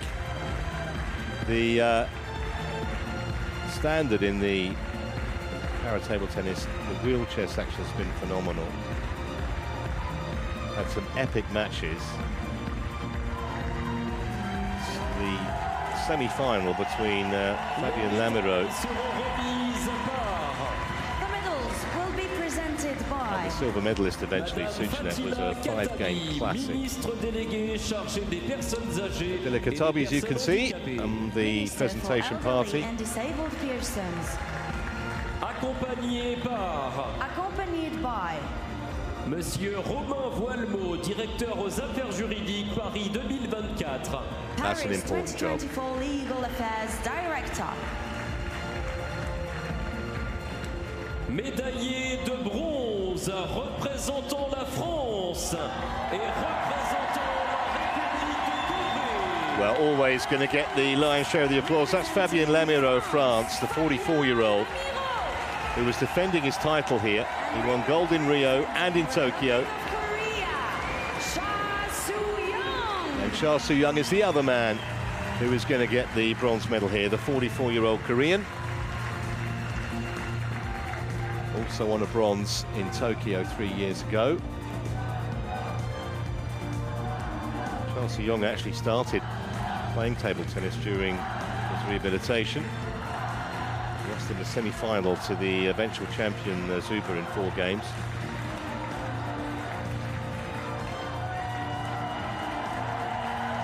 So denied a 3rd straight goal, but still on the podium, Lamiraud.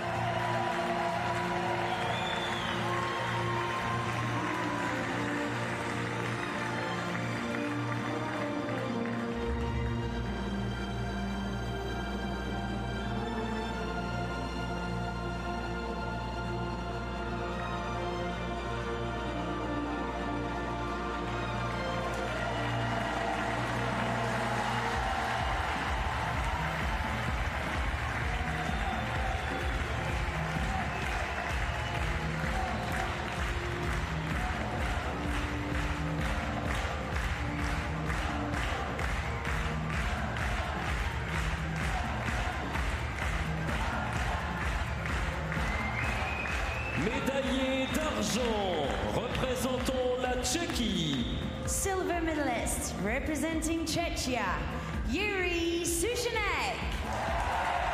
A really popular Czech is Suchanek, 42 years of age. He won bronze in Rio in 2016. And the amazing story with him is that he only took up para-table tennis in the first place, in his own words, to alleviate the boredom. And it's led to now 2 Olympic medals.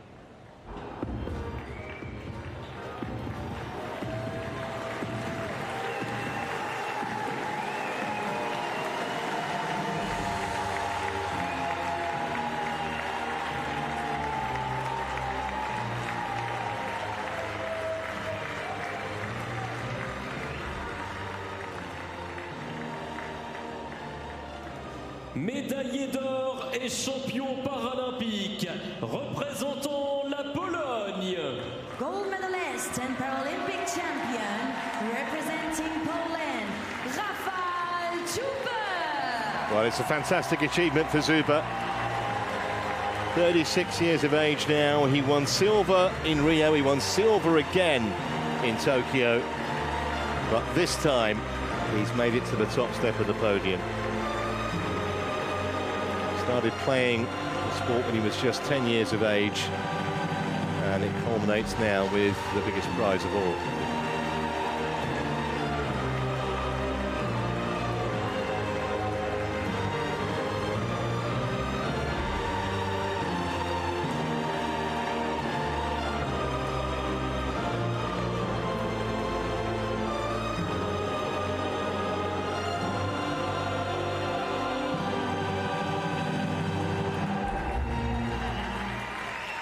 Stand by then for the Polish anthem. Si vous le pouvez, veuillez vous lever pour l'hymne de la Pologne. Ladies and gentlemen, please stand if you are able for the national anthem of Poland.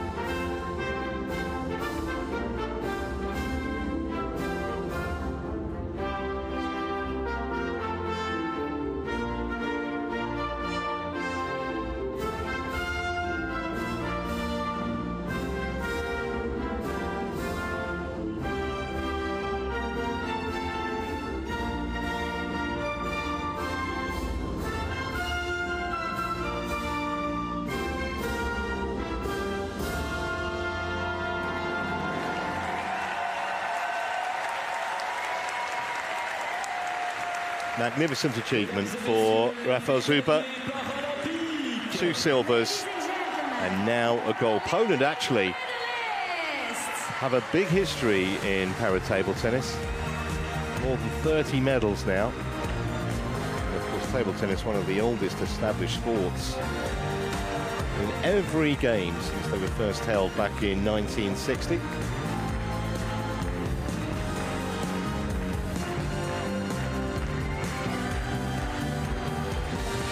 4 very proud men on this podium. And if you're interested, there is a little bit of the Eiffel Tower in all of those medals. Just melted down a couple of the beams when they had to replace them a while back. And every single medal at both the Olympics and the Paralympics has a piece of the Iron Lady.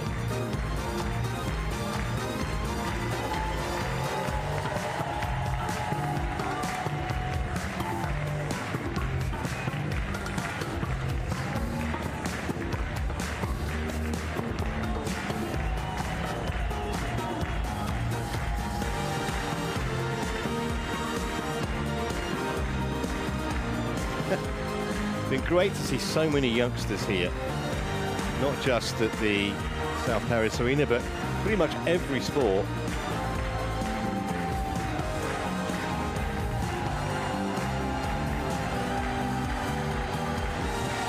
Emotional moment.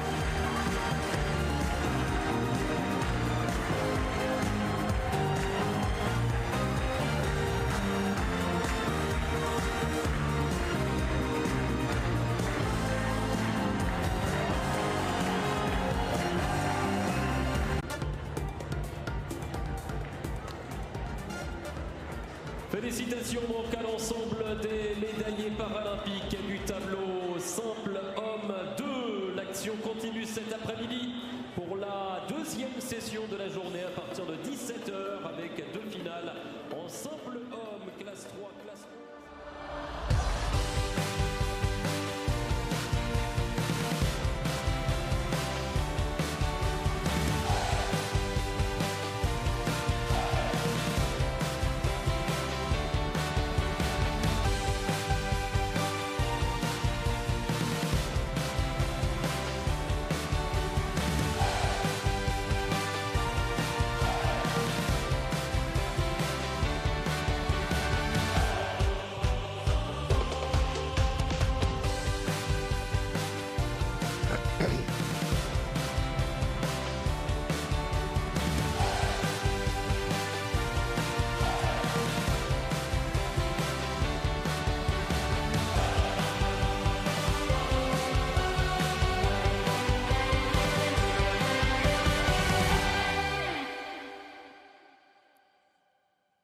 Well, what a terrific session it's been. We saw Natsuki Wada come through in the women's singles class 11. Then Korkut ending the dreams of the teenager Twomey.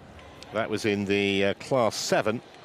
And then the two other matches, I think the dominant one was the last match that we saw. Fantastic men's singles class 6, where Tennium coming through in 5 games against Peter Rosenmeier. That's all we have for you for now. From all of us here, myself, Trevor Harris, John McPherson, our whole production crew, bye for now.